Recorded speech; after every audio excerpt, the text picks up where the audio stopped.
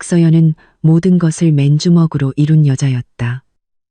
이제 갓 32세가 된 나이에 그녀는 이미 국내에서 주목받기 시작한 스타트업 기술 회사를 이끌고 있었다. 그녀는 똑똑하고 성실했으며 날카로운 사업적 직감을 가지고 있었다. 오늘날 그녀가 가진 모든 것, 서울 강남의 부촌에 위치한 미니멀리스트 모던 스타일의 고급 주택을 포함하여 순전히 그녀의 땀으로 이룬 결과물이었다. 그녀는 결혼하기 1년 전인 3년 전에 현금으로 그 집을 구매했다. 강지훈과의 결혼은 2년 전에 이루어졌다. 지훈은 그녀가 한 부동산 박람회에서 만난 남자로 한 개발 회사의 관리자로 일하고 있었다. 그 당시 서연의 눈에 비친 지훈은 예의 바르고 차분하게 말하며 그녀를 매우 존경하는 것처럼 보였다. 항상 일과 회의로 바빴던 서연은 곁을 지켜줄 동반자를 갈망했다. 그녀는 진심으로 지훈을 사랑했다. 그 사랑 때문에 서연은 자신이 실제로 어떤 사람인지 드러내지 않기로 선택했다. 그녀는 지훈이나 그의 가족에게 자신의 회사가 얼마나 큰지 결코 말하지 않았다. 그녀는 지훈이 자신을 좋은 집을 살 운이 좋았던 평범한 커리어 우먼으로 여기도록 내버려 두었다. 그녀는 남편이 열등감을 느끼는 것을 원하지 않았다. 그들은 그 호화로운 집에서 살았다. 등기부등 본상 100% 박서연. 그녀의 결혼 전 이름으로 되어 있는 집이었다. 지훈은 결혼 후 6개월 만에 그의 어머니인 최 여사를 모시고와 함께 살았다. 이유는 서연과 지훈이 일하는 동안 이 큰 집을 돌볼 사람이 필요하고 혼자가 된 최 여사에게도 외롭지 않을 것이라는 진부한 것이었다. 그들의 결혼 생활은 평범하게 흘러갔다. 너무나 평범했다. 오히려 서연은 회사를 키우느라 더욱 바빠졌다. 한편 지훈은 서연 자신이 자세히 알지 못하는 그의 일로 바빴다. 서연이 아는 것은 지훈이 어려운 판매 목표에 대해 자주 불평하고 때때로 운영 자금 명목으로 서연에게 돈을 빌려가서는 결코 갚지 않는다는 것뿐이었다. 그리고 그의 어머니, 시어머니인 최 여사는 그녀의 가정의 작은 가시 같은 존재였다. 최 여사는 노골적으로 못되게 굴지는 않았다. 하지만 그녀의 비꼬는 말은 항상 날카로웠다. 서연아, 넌 아내가 되어서 맨날 이렇게 늦게 들어오면 어떡하니? 우리 지훈이 혼자 저녁 먹는 거 안 불쌍해? 어느 날 밤 그녀가 말했다. 서연이 지난달 지훈의 신용카드 대금을 갚는 데 쓰인 수십억 원짜리 사업 계약을 성사시키느라 늦게 들어온 것이 분명했음에도 말이다. 최 여사는 또한 서연이 아직 임신하지 않은 것에 대해 자주 불평했다. 지훈이는 내 외아들이다. 나는 이제 늙었는데 언제 손주를 안아보겠니? 너는 일만 하지 말고 남편이나 챙기고 몸 관리나 해서 빨리 애를 가져. 식탁에서 최 여사가 한 말에 서연은 입맛을 잃었다. 그녀의 남편인 지훈은 그저 침묵했다. 지훈은 결코 그녀를 변호하지 않았다. 그는 단지 어머니, 그만하세요. 서연이도 노력하고 있잖아요. 라고 말할 뿐이었다. 지난 한 주 동안 서연은 자신의 몸에 변화가 있음을 느꼈다. 평소 강철 체력에 아픈 적이 없던 그녀가 이제는 쉽게 피곤해졌다. 아침은 최악의 시간이었다. 갑작스러운 메스꺼움이 파도처럼 밀려왔다. 오늘 아침 그녀가 지훈의 넥타이를 매주려 할 때 평소 좋아하던 남편의 향수 냄새가 갑자기 역하게 느껴졌다. 그녀는 화장실로 달려가 속을 개원해야 했다. 왜 그래? 지훈이 화장실 문가에서 물었다. 그의 표정은 무덤덤했다. 모르겠어요. 체했나 봐요. 서연이 얼굴을 씻으며 대답했다.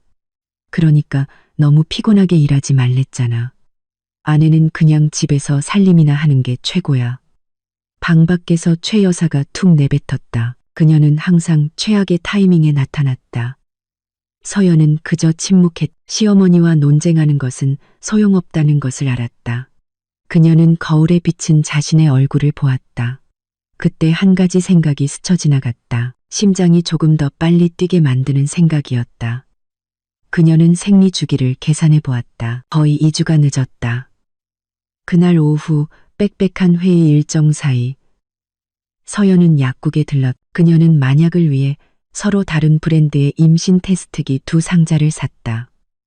그녀는 그 작은 상자를 서류 가방 깊숙한 곳, 두꺼운 서류 뭉치 아래에 숨겼다. 그녀의 감정은 불안과 희망 사이에서 복잡하게 뒤섞였다. 그녀는 모두가 잠들 때까지 기다렸다. 그날 밤 지훈은 고객과 급한 일이 있다며 자정이 넘어 들어왔. 서연은 지훈이 방에 들어왔을 때 자는 척했다. 그녀는 새벽 3시까지 다시 기다렸다. 집안 전체가 깊이 잠들었다고 확신했을 때 서연은 조용히 일어났다. 그녀는 침실 안의 주 화장실로 걸어갔다. 상자를 열 때 손이 약간 떨렸다. 그녀는 조심스럽게 설명서를 따랐. 그리고 3시간처럼 느껴지는 3분을 기다렸다. 그녀의 눈은 손에 든 작은 기구에 고정되었다. 천천히, 아주 천천히 두 번째 선이 희미하게 나타나기 시작하더니 점점 더 선명해졌다. 2줄. 서연은 기쁨의 비명을 참기 위해 입을 막았다. 눈물이 고였다. 양성이었다. 그녀는 임신했다. 그녀는 아이를 가질 것이었다. 자신의 자궁에서 나온 아이. 그녀는 차가운 화장실 바닥에 앉아 테스트기를 껴안았다. 순수한 행복이 가슴 속에서 터져 나왔다. 이것은 그녀의 모든 기도에 대한 응답이었다. 이것이 그녀가 원했던 것이었다. 그녀는 지훈의 얼굴을 상상했. 남편은 분명히 기뻐할 것이었다. 지훈은 항상 아이를 원한다고 말했었다. 그리고 최 여사. 시어머니는 분명히 그녀를 불임이라고 비꼬는 것을 멈출 것이었다. 이 임신이 모든 것을 바꿀 것이었다. 그들의 가정은 더 따뜻해질 것이었다. 지훈은 그녀에게 더 신경을 써줄 것이었다. 그녀는 확신했다. 그녀는 서프라이즈를 하기로 결심했다. 그녀는 지금 지훈과 최 여사에게 말하지 않을 것이었다. 그녀는 먼저 모든 것을 확인하고 싶었다. 산부인과 의사에게 가고 싶었다. 태아를 보고 아마도 심장 박동을 듣고 싶었다. 그녀는 확실한 증거를 가지고 돌아오고 싶었다. 첫 번째 초음파 사진. 다음 날 아침 서연은 새로운 활력으로 일어났다. 메스꺼움은 여전했지만 그녀는 미소로 그것을 참아냈다. 식탁의 분위기는 여전히 평소와 같았다. 차가웠다. 어머니는 오늘 청담동 친구들이랑 개모임에 갈 거야. 최 여사가 빵에 잼을 바르며 말했다. 지훈이한테 태워달라고 해. 네, 어머니. 마침 저도 그 근처에 프로젝트 현장 확인할 일이 있어요. 지훈이 대답했다. 그의 눈은 손에 든 휴대폰에 고정되어 있었다. 잘 됐네. 서연아, 너는 오늘 또 일하러 가니? 최 여사가 물었다. 그녀의 말투는 평소처럼 약간 비꼬는 듯했다. 네, 어머님. 하지만 오늘은 밖에서 미팅만 있어요. 아마 점심때쯤 끝날 거예요. 서연이 거짓말을 했다. 이것은 그녀의 첫 번째 선의의 거짓말이었다. 그녀는 어젯밤 휴대폰 앱을 이용해 유명 병원의 산부인과 의사와 예약을 잡았. 그녀는 아무도 마주치지 않기 위해 일부러 회사나 집에서 먼 병원을 선택했다. 아, 밖에서 미팅. 지훈이 여전히 휴대폰에서 얼굴을 들지 않고 중얼거렸다. 그래, 조심해서 다녀와. 네. 서연은 남편과 시어머니를 보았다. 그들은 자신들의 일에 바빠한 팀처럼 보였다. 서연은 속으로 미소 지었다. 괜찮아. 오늘 점심이나 어쩌면 저녁에 그녀는 그들에게 인생 최대의 서프라이즈를 선사할 것이었다. 그녀는 그들 모두를 하나로 묶어줄 소식을 가져올 것이었다. 지훈과 최 여사가 떠난 후 서연은 준비를 했다. 그녀는 헐렁하고 편안한 원피스를 골랐다. 그녀는 거울에 비친 아직 평평한 배를 바라보았다. 안녕, 아가야. 그녀는 거울에 비친 그녀가 속삭였다. 그녀의 손이 배를 어루만졌다. 안에서 건강하게 지내. 우리 오늘 의사 선생님 만나러 갈 거야. 그녀는 자신의 차, 열쇠를 집었. 그녀가 자신의 돈으로 산 검은색 고급 SUV였다. 병원으로 가는 내내 서연은 미소를 멈추지 않았다. 그녀는 마음을 진정시키는 클래식 음악을 틀었다. 그녀는 자신의 침실 옆에 아기방을 상상했다. 그들의 아이를 안고 있는 지훈의 웃는 모습을 상상했다. 모든 문제, 최 여사의 모든 비아냥, 지훈의 모든 차가운 태도가 곧 끝날 것처럼 느껴졌다. 그녀는 오늘 하루의 끝에 새로운 행복이 기다리고 있다고 굳게 믿었다. 그녀는 기다리는 것이 행복이 아니라 파멸의 시작이라는 것을 알지 못했다. 서연이 향한 병원은 서울에서 가장 고급스러운 여성 전문 병원 중 하나였다. 건물은 웅장했다. 로비는 의료시설이라기보다는 5성급 호텔 로비에 더 가까웠다. 공기는 시원했고 마음을 안정시키는 아로마 향이 났다. 서연은 안으로 들어섰다. 행복감은 더욱 부풀어 올랐다. 이곳은 그녀의 임신 여정을 시작하기에 완벽한 장소였다. 그녀는 산부인과 전용 접수 창구로 걸어갔다. 대기줄은 길지 않았다. 행정 절차를 마친 후 친절한 간호사가 그녀에게 차트를 주며 3층 대기실로 안내했다. 박서연님, 앉아서 기다리시면 순서대로 호명해 드릴게요. 의사 선생님은 곧 진료 시작하실 거예요. 간호사가 말했다. 네, 간호사님. 감사합니다. 서연이 활짝 웃으며 대답했다. 대기실은 매우 편안했. 푹신한 소파가 깔끔하게 정돈되어 있었다. 임신과 육아에 관한 최신 잡지들이 있었다. 방구석에서는 텔레비전 화면이 임산부 영양에 대한 정보 영상을 재생하고 있었다. 서연은 번잡함에서 조금 떨어진 소파에 앉기로 했다. 병원 정원이 내려다 보이는 큰 창문 근처였다. 그녀는 잡지 중 하나를 집었다. 표지에는 통통한 아기를 안고 웃고 있는 젊은 엄마의 사진이 있었다. 서연은 미소 지었다. 다시 배를 어루만지며 그녀는 아이가 아들일지 딸일지 상상하기 시작했다. 그녀는 상관없었다. 건강하기만 하다면. 그녀는 벽에 걸린 시계를 힐끗 보았다. 상담 시간까지는 아직 20분 정도 남아 있었다. 그녀는 아기 이름 아이디어를 찾아볼 생각으로 휴대폰을 꺼냈다. 그러나 그녀의 주인은 대기실 앞 중앙 복도에서 들려오는 소리에 쏠렸다.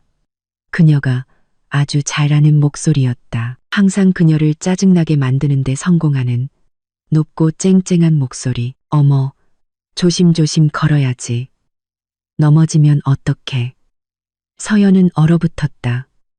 그건 최 여사의 목소리였다. 100% 시어머니의 목소리. 하지만 말투가 이상했다. 다정하고 걱정스러운 말투였다. 최 여사가 그녀에게 단 한 번도 사용한 적 없는 말투. 서연의 심장이 뛰기 시작했다. 최 여사가 왜 여기에? 산부인과에 아까 청담동에서 개모임을 한다고 하지 않았나? 서연은 천천히 복도 쪽으로 고개를 돌렸다. 다음에 본 광경은 그녀의 피가 멎는 것 같게 만들었. 그곳에는 그녀가 아는 세 사람이 천천히 걷고 있었다. 첫 번째는 최 여사였다.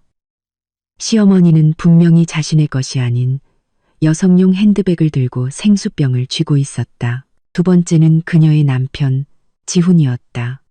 아침에 프로젝트를 확인하러 간다고 했던 남자가 거기에 서 있었다. 그는 근무복인 셔츠가 아닌 캐주얼한 폴로 셔츠를 입고 있었고 그의 손은 지훈의 손은 젊은 여성을 부축하고 있었다. 세 번째는 그 젊은 여성이었다. 서연은 그녀를 몰랐다. 그 여자는 아름다웠. 나이는 서연보다 훨씬 어려 보였다. 그녀는 파스텔 톤의 인부복 원피스를 입고 있었고 그녀의 배는 이미 불러 있었다. 아주 선명하게 보였다. 아마도 임신 7개월은 된 것 같았다. 세 사람은 천천히 그녀를 지나 대기실 다른 쪽 좌석으로 향했다. 서연은 그 자리에 못 박힌 듯 서 있었다. 세상이 빙빙 도는 것 같았다. 숨이 목구멍에서 막혔다. 이건 불가능했다. 이건 분명히 잘못 본 것이었다. 그녀는 그 광경이 터무니없는 영화의 한 장면처럼 눈앞에 펼쳐지는 것을 보았다. 지훈은 젊은 여성을 매우 조심스럽게 소파에 앉혔다. 그리고 지훈은 그 여성 앞에 쭈그리고 앉았. 그의 손이 뻗어나와 그 부른 배를 너무나도 부드럽고 애정 어린 동작으로 어루만졌다. 서연은 지훈이 누구를 그런 눈빛으로 바라보는 것을 본 적이 없었다. 아가, 뭐 마시고 싶어? 최 여사가 그 여성에게 물었다. 그녀의 목소리는 매우 부드럽게 들렸다. 아까 아보카도 주스 마시고 싶다고 했지? 엄마가 아래 카페에서 사다 줄게. 너는 지훈이랑 여기서 기다려. 우리가 그녀를 그냥 오수진이라고 부르자. 그 여성은 애교 있게 고개를 끄덕였다. 네, 어머님, 감사해요. 어머님이라고 불렀다. 그녀는 시어머니를 어머님이라고 불렀다. 최 여사는 활짝 웃었다. 서연이 결코 받아보지 못한 진심 어린 미소였다. 그래, 우리 수진이 엄마 먼저 다녀올게. 지훈아, 우리 귀한 며느리랑 손주 잘 챙기고 있어. 손주. 그 말이 망치처럼 서연을 내리쳤다.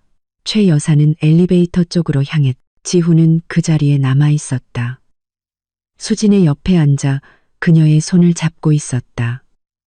그들은 조용히 이야기하며 가끔 웃었다. 그들은 첫 아이의 탄생을 기다리는 세상에서 가장 행복한 부부처럼 보였다. 충격. 그것이 서연의 감정을 묘사할 수 있는 유일한 단어였다. 그녀의 몸이 심하게 떨렸다. 손에 들고 있던 잡지가 바닥에 떨어져 작은 소리를 냈다.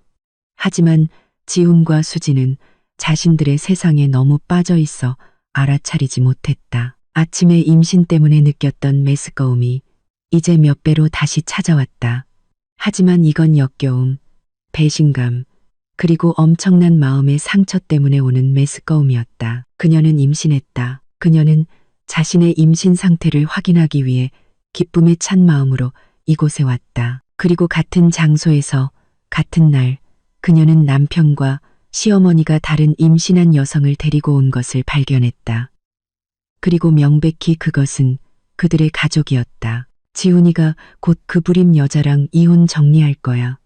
서연은 갑자기 최 여사가 서연이 듣지 않는다고 생각했을 때 전화로 자주 하던 말을 떠올렸다.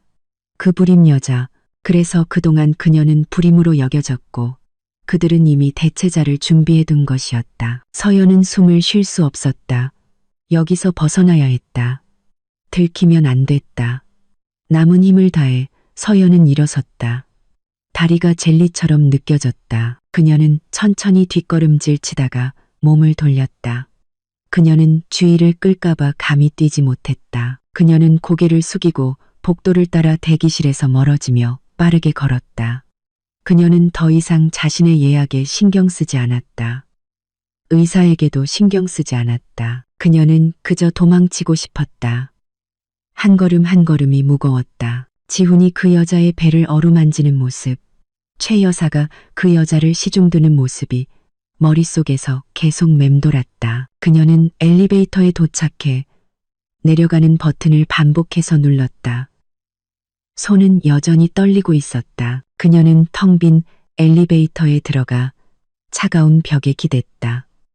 마침내 눈물이 흘러내렸다.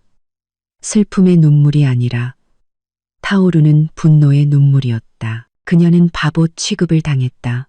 그녀는 이용당했다.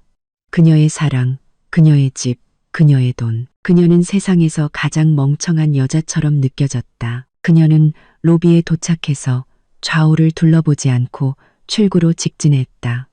그녀는 그저 자신의 유일한 안전한 장소인 차에 빨리 도착하고 싶었다. 그녀는 검은색 SUV에 들어가 문을 세게 닫고 잠갔다. 정적, 거친 숨소리만 들렸다. 그녀는 차의 핸들을 쳤다. 한 번, 두 번, 세 번, 세 개. 개자식들, 너희들 전부 다 개자식들이야. 방음된 차 안에서 그녀는 소리쳤다. 그녀는 마음껏 울며 모든 고통, 분노, 굴욕감을 쏟아냈다. 그녀는 자신의 어리석음에 울었다. 그녀는 헛된 사랑에 울었다. 그리고 그녀는 뱃속의 작은 태아를 위해 울었다. 그녀는 배를 만졌다. 미안해, 아가야. 그녀가 흐느꼈다. 네가 이런 혼란 속에서 태어나야 한다니. 하지만 약속할게. 내가 널 지킬게. 우리 둘뿐이야. 15분 동안 히스테리하게 운 후 그녀의 울음은 잦아들었. 그리고 다른 무언가로 대체되었다. 차갑고 날카로운 무언가. 분노. 그녀는 약한 박서연이 아니었다. 그녀는 혼자서 자신의 사업 제국을 건설한 여자였다. 그녀는 지훈, 최 여사, 그리고 그 상간녀가 자신을 파괴하도록 내버려 두지 않을 것이었다. 그녀는 거칠게 눈물을 닦았다. 그녀는 가방에서 휴대폰을 꺼냈. 여전히 그 안에 있던 임신 테스트기는 이제 불덩이처럼 느껴졌다. 그녀는 그것을 뒷좌석으로 던져버렸다. 그녀는 누구에게도 자신의 임신에 대해 말하지 않을 것이었다. 지훈에게도, 최 여사에게도. 이것은 그녀의 비밀이었다. 이것은 그녀의 힘이었다. 그녀의 손가락이 휴대폰 화면 위에서 빠르게 움직였다. 그녀는 지훈에게 전화하지 않았다. 그녀는 다른 사람에게 전화했다. 여보세요, 민준아. 그녀가 말했다.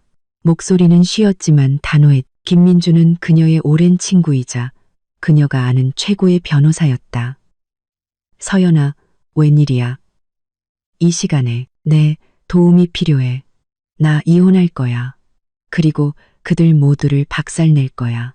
박서연의 심장이 멎는 것 같았다. 그녀는 큰 기둥 뒤에 못 박힌 듯 서 있었다.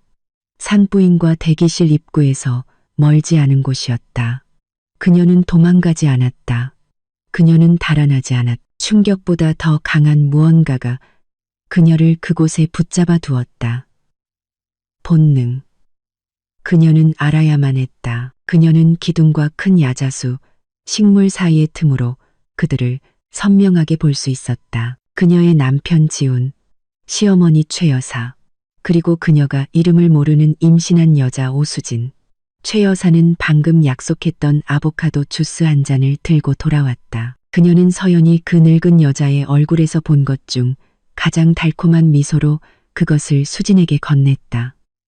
마셔. 아가. 우리 손주가 안에서 건강해야지. 최 여사가 말했다. 그녀의 손이 수진의 팔을 어루만졌다. 감사합니다, 어머님. 수진이 애교 섞인 목소리로 대답했다. 지훈은 그 상호작용을 보며 미소 지었다. 어머니는 정말 네가 좋아하는 걸 제일 잘 아시네, 수진아. 당연하지. 우리 예쁜 며느리인데. 최 여사가 대답했. 그리고 그녀는 지훈을 힐끗 보았다. 너는 어때, 지훈아? 그 박서연이라는 애랑은 어디까지 얘기됐어? 서연은 숨을 참았다. 귀에서 윙윙거리는 소리가 났다. 지훈은 길게 한숨을 쉬었다. 아내의 이름이 언급되자 그의 얼굴이 시무룩해졌다. 참으세요, 어머니. 제가 지금 적당한 때를 보고 있어요. 걔는 맨날 바빠서 진지하게 얘기하기가 어려워요. 핑계대기는. 뭐가 어려워? 그냥 서연아, 나 이혼하고 싶어. 라고 말하면 끝나는 거 아니야. 최 여사가 다그쳤다. 그녀의 목소리는 더 이상 아까처럼 달콤하지 않았다. 나는 이제 못 기다리겠어. 우리 수진이 불쌍하잖아. 나중에 너희 애가 태어났는데 내 신분이 아직 남의 남편이면 어떡해. 그것도 불임인 여자의 남편. 불임. 그 단어가 서연을 찔렀다. 칼보다 날카롭게, 뺨보다 아프게. 불임. 그들은 그녀를 불임이라고 불렀다. 뒤에서, 아마도 앞에서도 그녀가 그동안 무시했던 비아냥거림을 통해 불과 1시간 전에 임신 테스트기에서 두 줄을 본 그녀. 지훈의 핏줄을 뱃속에 품고 있는 그녀가. 네, 어머니, 알아요. 지훈이 말했. 그의 목소리는 짜증 섞인 듯했다. 어머니, 걱정 마세요. 분당에 있는 그 프로젝트 자금만 들어오면 바로 소송 제기할 거예요. 저도 이제 걔랑은 더 못 살겠어요. 무슨 아내가 그래요? 일만 하고 얼음장처럼 차갑고 애도 못 낳고 분당 프로젝트. 서연은 미간을 찌푸렸다. 그녀가 알기로 지훈은 분당에 프로젝트가 없었다. 서연이 아는 것은 지훈이 최근에 수원 프로젝트 보증금 명목으로 그녀에게 2억 원을 빌려갔다는 것이었다. 그래서 그는 거짓말을 한 것이었다. 수진이 끼어들었다. 지훈 씨, 이혼하고 나면 바로 우리 결혼하고 그 큰 집에서 사는 거 약속했죠? 나 그 집 정말 마음에 들어요. 고급스럽고 저도 동의하죠. 그렇죠. 어머님? 최 여사가 웃었다. 당연히 동의하지. 아가야. 그 집은 너랑 내 아이에게 딱 어울려. 일만 할 줄 아는 불임 여자한테는 과분하지. 걔는 우리 아들 집에 그냥 얹혀 사는 거야. 서연의 피가 끓어올랐다. 그녀의 집에 얹혀 산다고? 그녀가 자신의 피땀으로 산 집. 등기 부등 보니 그녀의 개인 금고에 있는 집. 박서연이라는 이름으로. 그녀는 손톱이 손바닥을 파고들 정도로 주먹을 꽉 쥐었다. 육체적 고통은 마음의 고통에 비하면 아무것도 아니었. 하지만 그때 이상한 일이 일어났다. 타오르는 고통이 서서히 사라지고 다른 무언가로 바뀌었다. 차갑고 찌르는 듯하며 매우 명료한 무언가. 분노, 순수하고 차가운 분노. 그녀는 더 이상 슬프지 않았다. 그녀는 더 이상 무너지지 않았다. 그녀는 다시 태어난 기분이었다. 모든 퍼즐 조각이 이제 맞춰졌다. 지난 1년간의 지훈의 차가운 태도, 점점 더 심해지는 최 여사의 태도, 허구의 프로젝트를 핑계로 지훈이 계속 요구하던 돈, 그 모든 것이 거대한 계획의 일부였다. 그들은 그녀를 제거할 계획이었다. 그들은 그녀를 이용했. 그들은 그녀의 돈을 빨아먹었다. 그녀의 집에서 살면서 그녀의 대체자를 준비했다. 그들은 적절한 때를 기다리고 있었다. 아마도 수진이 출산하기를 기다렸을 것이다. 그리고 그들은 그녀의 이마에 불임이라는 낙인을 찍고 그녀를 버릴 것이었다. 서연은 깊은 숨을 들이마셨다. 그녀는 뱃속에서 따뜻한 무언가를 느꼈다. 그녀의 아이. 그녀는 헐렁한 원피스 뒤에 숨겨진 아직 평평한 배를 어루만졌다. 아니, 그녀는 속으로 속삭였다. 너희들은 아무것도 얻지 못할 거야. 그녀는 그들에게 만족감을 주지 않을 것이었다. 그녀는 여기서 그들과 맞서지 않을 것이었다. 그녀는 그들 앞에서 울지 않을 것이었다. 오, 안 돼. 그건 너무 쉬운 일이었다. 그리고 가장 중요한 것은 그들이 그녀의 임신 사실을 알아서는 안 된다는 것이었다. 만약 그들이 그녀가 임신한 것을 안다면 모든 것이 바뀔 것이었다. 그들은 아마 그녀에게 잘해주는 척할 것이었다. 그들은 이 아이를 빼앗으려고 할 것이었다. 이 아이는 그들의 협상 카드가 될 것이었다. 지훈은 그녀의 재산을 얻기 위해 아이를 이용할 것이었다. 최 여사는 그토록 원하던 손주를 얻기 위해서만 그녀를 사랑하는 척할 것이었다. 이 아이는 그녀의 것이었다. 오직 그녀만의 것. 이 아이는 이 썩어 빠진 결혼에서 나온 유일하게 좋은 것이었고 그녀는 목숨을 걸고 아이를 지킬 것이었다. 박서연님, 간호사의 목소리가 대기실에서 그녀의 이름을 불렀다. 지훈, 최 여사, 그리고 수진이 소리가 나는 쪽으로 고개를 돌렸다. 서연은 재빨리 기둥 뒤로 머리를 숨겼다. 박서연님, 간호사가 다시 불렀다. 아직 안 오신 것 같네요. 접수처의 다른 간호사가 말했다. 서연은 그들 세 사람의 발소리가 멀어지는 것을 들었다. 아마도 의사 진찰실로 들어가는 모양이었다. 지금이 기회였다. 빠르고 확고한 움직임으로 서연은 몸을 돌렸다. 그녀는 더 이상 걷지 않았다. 그녀는 성큼성큼 걸었다. 그녀의 걸음은 단호했고 등은 꼿꼿했다. 그녀는 산부인과 구역을 벗어나 복도를 따라 엘리베이터로 향했다. 그녀를 지나치는 모든 사람, 그녀에게 미소 짓는 모든 간호사를 그녀는 무시했다. 그녀의 눈은 앞을 똑바로 응시했다.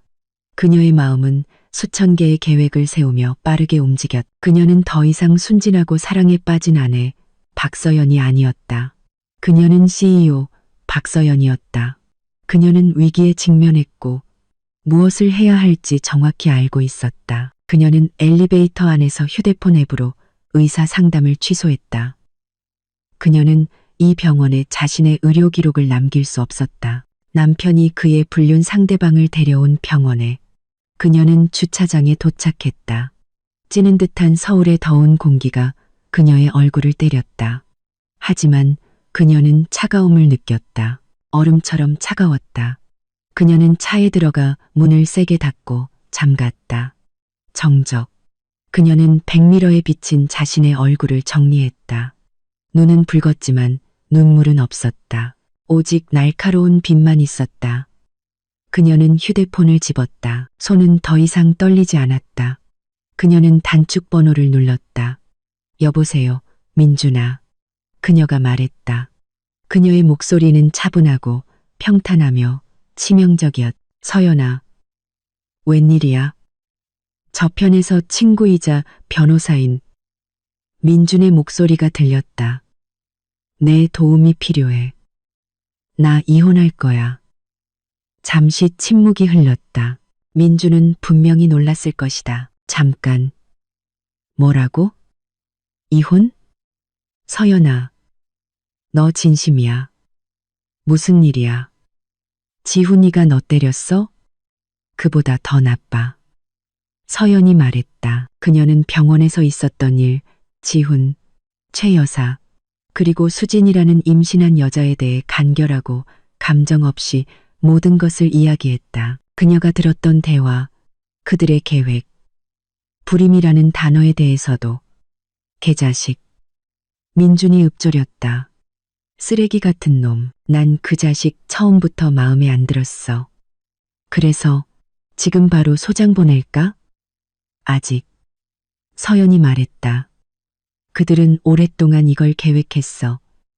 민준아, 난 그들에게 쉬운 이혼을 주지 않을 거야. 난 그냥 떠나지 않을 거야. 무슨 뜻이야? 그들은 날 불임이라고 불렀어. 내 집에서 살고 있어. 내 돈을 그 여자를 먹여 살리는 데 쓰고 있어. 내가 투자했다고 믿게 만든 가짜 분당 프로젝트 자금이 들어오길 기다리고 있어. 그들은 모든 걸 가져가려고 해. 서연은 숨을 들이마셨. 나는 그들이 내 집에서 아무것도 가져가지 않고 떠나길 원해. 나는 그들이 노숙자가 되는 기분이 어떤 건지 느끼게 해주고 싶어. 나는 그들이 수치심을 느끼게 할 거야. 서연아, 그 말 마음에 드는데. 민준이 말했다. 하지만 우리에겐 계획이 필요해. 확실한 증거가 필요해. 내 증언만으로는 법정에서 충분하지 않아. 알아. 그래서 너한테 전화한 거야. 내 모든 자산 서류를 준비해줘. 지훈이가 비집고 들어올 틈이 하나도 없게 확실히 해줘. 그리고 한 가지 더, 민준아. 이게 가장 중요해. 뭔데? 나 임신했어. 이번에는 전화기 저편의 침묵이 더 길었다. 서연은 민준이 조용히 욕하는 소리를 들을 수 있었다. 세상에, 서연아. 이거 복잡해지겠는데. 아니. 서연이 잘났다. 이건 간단해졌어. 지훈이는 알면 안 돼. 최 여사도 알면 안 돼. 아무도 알면 안 돼. 이 아이는 내 거야. 오직 내 거야. 나는 이 아이를 낳을 거야. 하지만 지훈이의 아내로서가 아니야. 숨길 수 있겠어? 확신해. 뭐든지 할 거야. 지금 만나야겠어. 오늘 오후에 늘 가던 곳에서 반격 계획을 세우고 싶어. 늘 가던 곳. 오시에. 네가 필요한 거 다 가져갈게. 너 괜찮아. 서연아? 서연은 미소 지었다. 눈에는 웃음기가 없는 미소였다. 나 안 괜찮아. 민준아, 나 분노했어. 그리고 난 이 분노를 이용해서 이길 거야. 그녀는 전화를 끊었다. 그녀는 차에 시동을 걸었다. 그녀는 집으로 가지 않을 것이었다. 아직은 그녀는 자신이 여왕인 곳, 자신이 모든 것을 통제하는 곳, 바로 그녀의 회사로 갈 것이었다. 그녀는 병원 주차장을 빠져나갔다. 그녀는 로비 쪽을 힐끗 보았다. 그들을 보길 바랐지만 아무도 없었다. 상관없었다. 그들은 나중에 그녀의 전쟁터에서 그녀의 집에서 다시 만날 것이었고 그때가 되면 그녀는 준비가 되어 있을 것이었다. 그녀는 다시 배를 만졌다. 우린 괜찮을 거야, 아가야. 그녀가 속삭였다. 엄마가 약속할게. 우리가 복수해 줄게. 오후 5시 서연은 카페나 레스토랑에 가지 않았다. 그녀는 여의도의 한 고급 오피스텔에서 민준을 만났다. 이곳은 그녀의 또 다른 자산으로 몇 년 전 투자 겸일에서 벗어나 평온이 필요할 때 피신처로 사둔 세이프 하우스였다. 지훈은 이 장소를 몰랐다. 민준 외에는 아무도 몰랐다. 그곳은 깨끗하고 잘 관리되어 있었다. 그녀가 거의 머물지 않았음에도 불구하고 서연이 먼저 도착해 있었다. 그녀는 이미 샤워를 하고 편안하면서도 위험 있는 비즈니스 복장으로 갈아입었다. 그녀는 더 이상 망가진 여자처럼 보이지 않았다. 그녀는 전쟁을 준비하는 장군처럼 보였다. 민준이 도착했을 때 그는 두꺼운 서류 가방을 들고 있었다. 그의 얼굴은 진지했다. 그는 대학 시절부터 서연의 친구였지만 오늘은 순전히 그녀의 변호사로서 왔다. 생각보다 괜찮아 보이네. 민준이 유리 테이블 위에 가방을 놓으며 말했다. 오해하지 마. 민준아. 이 안은 지옥 같아. 서연이 가슴을 가리키며 대답했다. 하지만 나에겐 무너질 시간이 없어. 지켜야 할 아기가 있고 치워야 할 쓰레기가 있어. 민준은 고개를 끄덕였다. 좋아, 시작하자. 네가 요청한 모든 서류를 인쇄해왔어. 그는 가방을 열었다. 그 안에는 서류철 더미가 있었다. 첫째, 자산. 이게 가장 중요해. 그는 청담동 집의 등기부등본을 꺼냈다. 100% 내 이름 박서연으로 되어 있어. 결혼 전에 구입했고 이건 특유재산이야. 지훈이는 이 집에 대해 한 푼의 권리도 없어. 법적으로 넌 언제든지 그를 쫓아낼 수 있어. 서연은 고개를 끄덕였다. 좋아. 둘째, 자동차. 세대가 내 이름으로 등록되어 있어. 네가 타는 SUV, 차고에 있는 고급 세단, 그리고 시티카 한 대, 모두 완납했고 이것도 특유재산이야. 하지만 지훈이가 사용하는 다른 SUV, 한 대는 내 회사 명의로 등록되어 있네. 네가 그에게 편의를 위해 빌려준 거지? 응. 세금을 줄이려고 일부러 법인 명의로 등록했어. 서연이 말했다.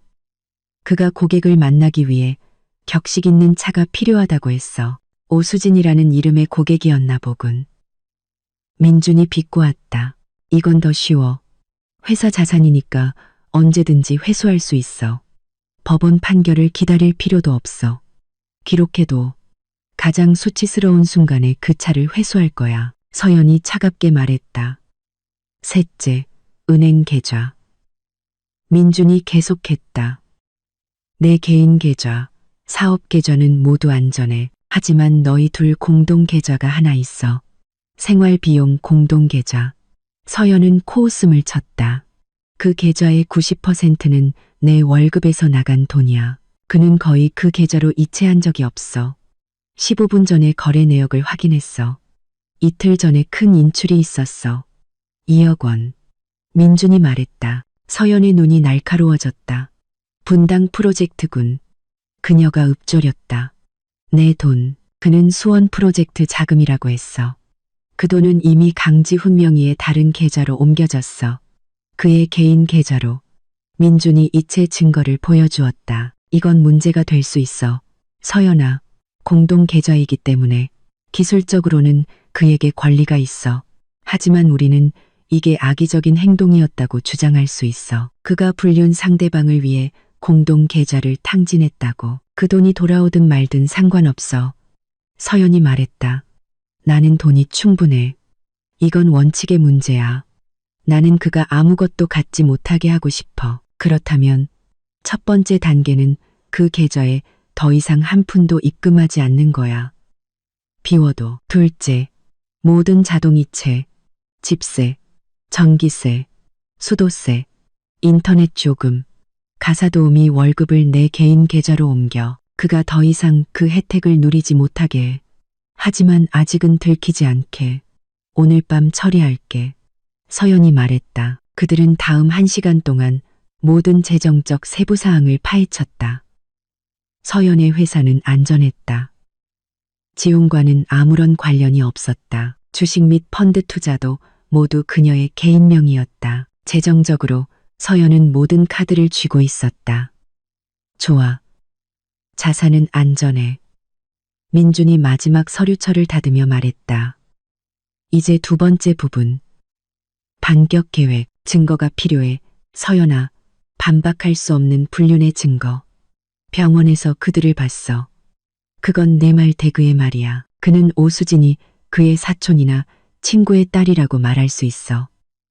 우리는 더 내밀한 무언가가 필요해. 사진, 비디오, 녹음 파일. 내가 그를 미행할 수는 없어. 난 바쁘고 길에서 스트레스 받고 싶지 않아. 서연이 말했. 사설 탐정을 고용할 수 있어. 민준이 제안했다. 서연은 고개를 저었다. 너무 위험해.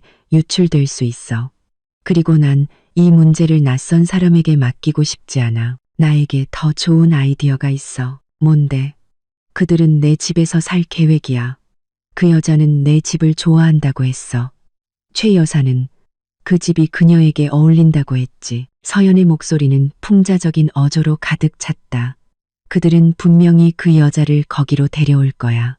민주는 미간을 찌푸렸다. 서연아, 설마 너 몰래 카메라를 설치할 거야. 서연이 말했다. 그녀의 눈이 번뜩였다. 거실, 가족실, 수영장 구역, 그리고 아마도 주 손님 방에. 그들이 그 상간녀를 위해 준비할 거라고 확신하는 방 말이야. 서연아, 그건 불법일 수 있어. 동의 없이 사람을 녹화하는 건. 내 집에서 말이야. 난 내 성에서 무슨 일이 일어나는지 알 권리가 있어. 민준아, 난 우리 부부의 개인적인 침실에는 설치하지 않을 거야. 그건 역겨워. 하지만 공용구역은 내 영역이야. 민주는 잠시 침묵하며 생각에 잠겼다. 법적으로 이건 회색지대야. 하지만 이게 내 집이고 네가 그곳에서 범죄나 불륜이 일어나고 있다고 느낀다면 논쟁의 여지는 있어. 하지만 들키면 위험이 커. 들키지 않을 거야. 서연이 말했다. 오늘 밤 카메라를 주문할 거야. 익명 계정을 사용해서 집이 아닌 회사로 배송시킬 거야. 그들이 없을 때 내가 직접 설치할 거야. 지훈이랑 그의 엄마는 프로젝트랑 개모임 때문에 자주 나가잖아. 난 그 시간을 이용할 거야. 민주는 한숨을 쉬었다. 그는 친구의 눈에서 결심을 보았다. 좋아. 아주 조심해서 해. 카메라가 클라우드에 연결되어 있는지 확인해. 그래서 그들이 카메라를 발견하더라도 녹화 내용은 서버에 안전하게 보관되도록. 물론이지. 서연이 말했다. 다음 단계, 연기. 민준이 말했. 이게 가장 힘든 부분이야. 서연아, 너는 오늘 밤 집에 돌아가야 해. 아무 일도 없었던 것처럼 행동해야 해. 그 남자와 같은 침대에서 자야 해. 시어머니와 같은 식탁에서 아침을 먹어야 해. 할 수 있겠어? 서연은 잠시 눈을 감았다. 수진에게 미소 짓던 지훈의 얼굴이 스쳐 지나갔다. 그녀를 불임이라고 부르던 최 여사의 모습, 메스꺼움이 목구멍으로 차올랐다. 그녀는 눈을 떴다. 할 수 있어.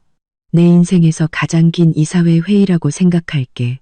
난 연기할 거야. 일만 하느라 바쁜 아무것도 모르는 멍청한 아내가 될 거야. 난 그들이 스스로 목을 맬 수 있을 만큼 충분한 밧줄을 줄 거야. 좋아. 민준이 말했다. 그들이 안전하다고 느낄수록 더 부주의해질 거고 우리는 기다릴 거야. 기다리는 동안 이혼 소장을 준비해 줬으면 해. 초안만 먼저 작성해줘. 불륜과 사기를 이유로 그가 빌려가고 공동계좌에서 빼간 모든 돈의 이체 증거를 준비해줘. 회사 차량 자산 회수 통지서를 준비해. 집을 비우라는 내용 증명을 준비해. 모든 걸 준비할게. 가정법원에서 가장 두꺼운 서류 처리될 거야. 마지막으로 서연이 말했다. 그날 처음으로 그녀의 목소리가 부드러워졌다. 그녀의 손이 배로 향했다. 이 아이, 민주는 그녀를 바라보았다. 그의 얼굴도 부드러워졌다. 몸 조심해야 해, 서연아. 이 스트레스는 내 연료야. 서연이 잘났다. 하지만 의사가 필요해. 믿을 수 있는 의사, 내 상태를 누설하지 않을 의사, 그들의 손이 닿지 않는 곳에 있는 의사. 아는 분이 있어. 민준이 말했. 분당의 개인 클리닉에 있는 선배 산부인과 의사야. 아주 전문적이지. 내가 약속 잡아줄 수 있어. 가명을 사용해도 돼. 원한다면 내 이름으로 예약할게. 친척이라고 하고. 이번 주말에 거기로 갈게. 내 아기 상태를 알아야 해. 알았어. 처리할게. 두 사람은 침묵했다. 거대한 계획이 펼쳐졌다. 이제 실행만 남았다. 민주는 일어나 서류들을 정리했다. 이제 집에 갈 거야? 조금 있다가. 서연이 말했다. 혼자 있을 시간이 몇 분 필요해. 가면을 바꿔 쓰기 위해서. 민주는 감탄과 연민이 섞인 눈빛으로 친구를 바라보았다. 집에 도착하면 연락해. 무슨 일 있으면 연락하고. 성급하게 행동하지 마. 계획대로 해. 계획대로 할게. 서연이 약속했다. 민준이 떠난 후 서연은 조용한 오피스텔에 홀로 앉아 있었다. 장군의 가면이 녹아내렸다. 그녀는 소파에 기댔다. 그리고 오늘 아침 이후 처음으로 그녀는 모든 것을 느끼도록 자신을 내버려 두었다. 고통, 역겨움, 상실감. 그녀는 울지 않았지만 어깨가 떨렸다. 그녀는 자신을 껴안았고 자궁 속에 태아를 껴안았. 그녀는 오늘 밤 그 집에 돌아가야 한다는 것, 지훈에게 미소 지어야 한다는 것, 최 여사의 질문에 대답해야 한다는 것을 상상했다. 그녀는 깊은 숨을 들이마셨고 그리고 일어섰다. 그녀는 화장실로 가서 찬물로 얼굴을 씻었다. 그녀는 다시 거울에 비친 자신을 바라보았다. 그 눈은 여전히 타오르고 있었다. 게임을 시작해볼까? 그녀는 거울 속 자신에게 속삭였다. 그녀는 가방을 들고 오피스텔 문을 잠그고 차로 향했다. 그녀는 집으로 뱀의 소굴로 돌아갈 것이었다. 하지만 이제 그녀는 더 이상 먹잇감이 아니었다. 그녀는 뱀 조련사였다. 집으로 돌아가는 길은 서연에게 인생에서 가장 긴 여정처럼 느껴졌. 한때 그녀의 안식처였던 집이 이제는 적의 소굴처럼 느껴졌다. 예전에는 그녀를 평온하게 했던 그 부촌의 모든 길모퉁이, 모든 무성한 나무가 이제는 그녀를 조롱하는 것 같았다. 그녀는 자신의 다른 고급 세단과 지훈이 사용하는 회사 재고 차량인 SUV 옆 넓은 차고에 차를 주차했다. 문고리를 돌리기 전에 그녀는 깊은 숨을 들이마셨. 그녀는 가면을 써야 했다. 일에 지친 순진한 아내의 가면. 그녀가 들어서자 집은 조용했지만 거실 불은 켜져 있었다. 그곳 그녀가 산 비싼 가죽 소파 위에 지훈과 최 여사가 앉아 있었다. 그들은 텔레비전을 보고 있었는데 너무나 평범해서 이제는 역겹게 보이는 광경이었다. 이제 왔어, 서연아. 지훈이 인사했다. 그의 말투는 무미건조했고 눈은 텔레비전 화면에서 떨어지지 않았다. 네, 회의가 너무 길었어요. 서연이 대답했다. 그녀는 그들을 지나가며 목소리가 피곤하게 들리도록 노력했다. 그러니까 얼굴이 그렇게 창백하지. 일에 지쳐서 그런 거 아니야? 여자는 남편한테 보살핌 받으면서 집에 있어야지. 회사 일이나 챙기는 게 아니라고. 최 여사가 고개도 돌리지 않고 툭 내뱉었다. 그녀가 늘 듣던 비아냥이었다. 하지만 오늘 밤 그 말들은 새로운 의미를 가졌다. 그들은 정말로 그녀가 그만두길 원했고 그래야 자신들이 마음대로 할 수 있을 테니까. 아무래도 체한 것 같아요. 어머님. 서연이 아침과 같은 핑계를 댔다. 따뜻한 물로 샤워 좀 해야겠어요. 그녀는 2층 주침실로 올라갔다. 정원이 내려다 보이는 큰 창문이 있는 그녀의 넓은 방은 차갑고 낯설게 느껴졌다. 그녀는 마치 집안의 배신의 흔적을 씻어낼 수 있는 것처럼 오랫동안 샤워를 하며 피부를 문질렀다. 저녁 식사는 말없는 고문이었다. 세 사람은 큰 티크나무 식탁에 앉았다. 최 여사는 이미 가사도우미에게 음식을 준비하라고 시켰다. 서연은 그저 음식을 뒤적이기만 했고 메스꺼움이 다시 찾아왔. 임신과 역겨움이 뒤섞인 느낌이었다. 왜 또 그래? 음식을 건드리지도 않네. 최 여사가 꾸짖었다. 메스꺼움이 아직 안 나았어요. 까다롭기는. 최 여사가 조용히 읊조렸다. 식탁 건너편의 지우는 휴대폰에 열중해 있었다. 그는 가끔 화면을 보며 엷은 미소를 지었다. 수진과 메시지를 주고받는 것이 틀림없었다. 여보. 서연이 시험 삼아 불렀다. 지훈이 놀라 얼굴을 들었다. 내일 당신이랑 같이 불임 검사 받으러 갈까 해요. 같이 가서 우리 둘 다 알아보게요. 지훈의 손에 있던 포크가 접시에 부딪히며 작은 소리를 냈다. 최 여사는 즉시 그녀를 날카롭게 쳐다보았다. 지훈의 얼굴이 굳어졌다. 무슨 소리야? 서연아. 난 건강해. 아마도 너가. 그는 말을 잇지 못했다. 제가 아마도 뭐요? 서연이 그를 똑바로 쳐다보며 물었다. 아마도 피곤해서 그럴 거야. 최 여사가 재빨리 가로챘다. 너는 스트레스가 많아서 그런 거야. 그러니까 안 생기는 거지. 쓸데없는 소리 하지 마. 지훈이는 건강해. 내 아들이라고. 서연은 고개를 숙여 입가에 번지는 차가운 미소를 감췄다. 그들은 당황했다. 좋았어. 네, 어머님. 아마 제가 그냥 스트레스 받아서 그런가 봐요. 그녀가 조용히 말했다. 그날 밤 지훈과 같은 침대에서 자는 것은 가장 큰 고문이었다. 서연은 남편에게 등을 돌렸다. 지훈의 향수 냄새를 맡을 수 있었다. 아침에 그녀를 메스껍게 했던 바로 그 냄새. 그녀는 지훈이 침대에 올라왔을 때 자는 척했다. 그녀는 지훈이 옆에서 여전히 휴대폰을 만지고 있는 것을 느낄 수 있었다. 그의 불빛이 눈꺼풀을 통해 희미하게 비쳤다. 그녀는 메시지 알림에 조용한 진동 소리를 들었다. 지훈은 이불 밑에서 답장을 했다. 그녀가 이미 잠들었다고 생각하면서 바보 같으니. 다음 날 서연은 평소처럼 회사에 갔지만 일하지 않았다. 그녀는 사무실에 들어가 문을 잠그고 노트북을 켰다. 그녀는 VPN을 사용하고 가짜 이메일 계정을 만들고 해외 사이트에서 아주 작은 크기의 무선 감시 카메라 4대를 주문했다. 그녀는 추적 불가능한 선불 신용카드로 결제했다. 배송 주소는 서버 부품 샘플이라는 라벨을 붙여 IT 부서장 앞으로 회사로 보냈다. 카메라가 도착하기를 기다리면서 그녀는 두 번째 단계를 실행했다. 밤에 지훈이 옆에서 코를 골며 잠들었을 때 서연은 그의 서재로 몰래 들어갔. 그녀는 컴퓨터를 하나씩 켰다. 그녀는 공동계좌에 있던 모든 자동이체 청구서를 옮겼다. 수백만 원에 달하는 전기요금, 수도요금, 초고속 인터넷 요금, 가사도우미 월급, 정원사 월급, 단지 보안요금, 모든 것을 그녀의 별도 개인 계좌로 옮겼다. 그 후 그녀는 공동 계좌를 열었다. 남은 돈은 몇십만 원뿐이었다. 그녀는 그 모든 돈을 자신의 개인 계좌로 이체하여 잔액을 0원으로 만들었다. 그녀는 미소 지었다. 내버려 두자.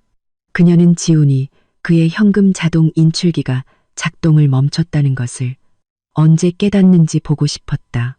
4일 후 소포가 도착했다. 의심하지 않는 그녀의 비서가 직접 전달했다. 부장님, 서버 샘플입니다. 고마워요. 앞으로 1시간 동안 방해받지 않도록 해주세요. 서연이 말했다. 그녀는 문을 잠갔다. 그녀는 소포를 열었다. 카메라는 그녀가 예상했던 것보다 작았다. 완벽했. 기회는 이틀 후에 찾아왔다. 토요일, 지훈과 최 여사는 아침부터 매우 기뻐 보였다. 서연아, 나 나가봐야겠어. 지방에서 온 중요한 고객이랑 미팅이 있어. 오늘 하루 종일 걸릴 것 같아. 지훈이 신발을 신으며 말했다. 서연이 사준 비싼 신발이었다. 나도 나가봐야 해. 최 여사가 말을 이었다. 친구 집에서 큰 계모임이 있어. 아마 밤에나 들어올 거야. 너는 집에 있지? 돌아다니지 말고. 네, 어머님, 저도 집에서 끝내야 할 일이 많아요. 서연이 일 중독 아내 역할을 하며 말했다. 그래, 그럼 우리 간다. 지훈이 말했다. 그들은 다른 차를 타고 갔다. 지훈은 회사 SUV를, 최 여사는 택시를 불렀다. 집 대문이 닫히자마자 서연은 즉시 행동에 옮겼다. 그녀는 가사도우미와 정원사를 불렀. 아저씨, 아주머니, 오늘 집에 모기 방역을 할 거예요. 그러니 오늘은 쉬세요. 이건 간식비예요.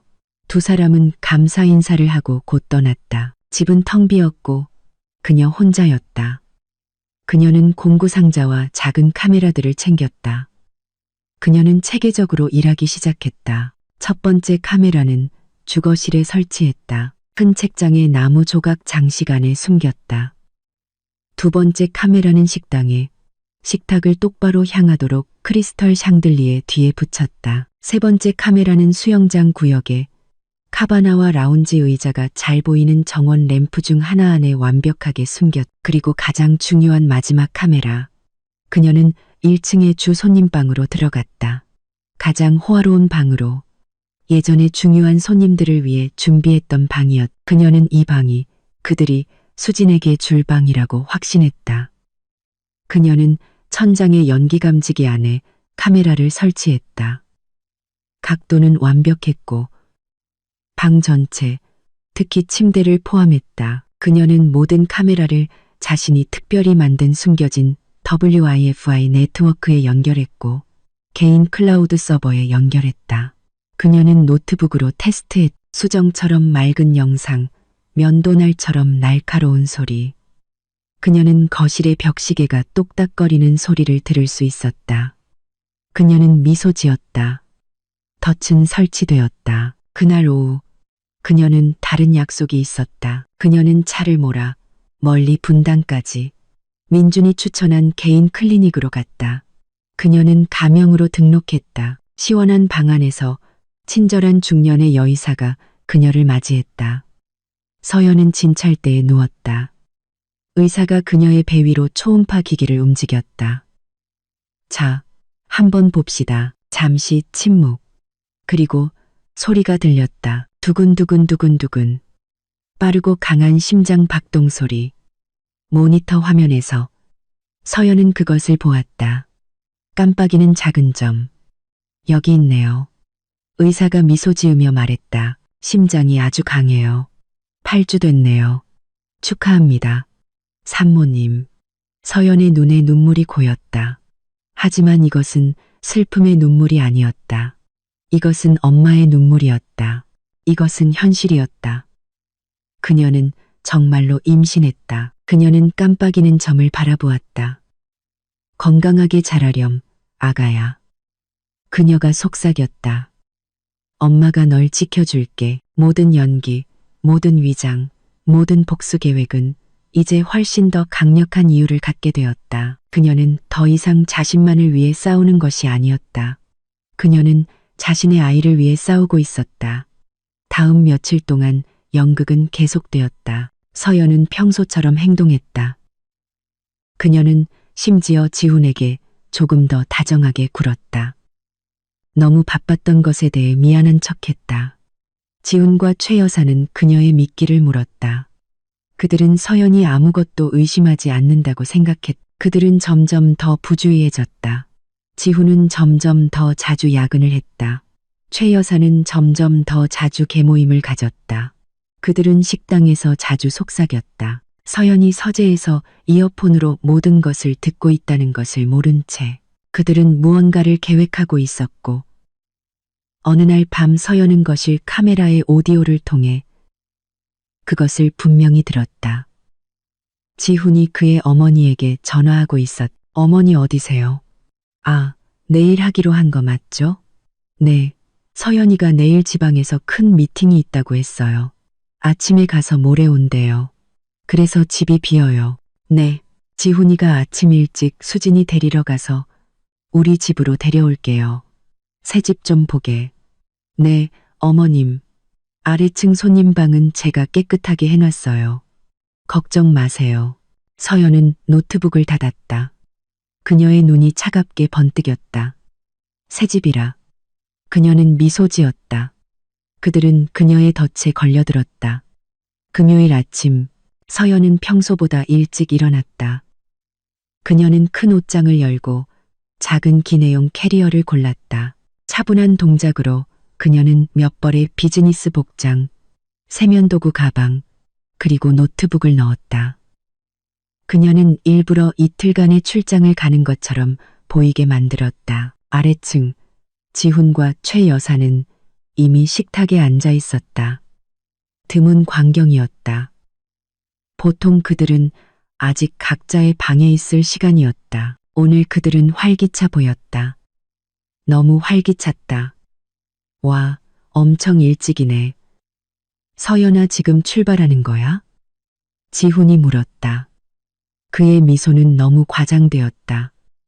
네, 고객이 조찬 미팅을 원해서 어두울 때 출발해야 해요. 서연이 식빵 한 조각을 집으며 대답했다.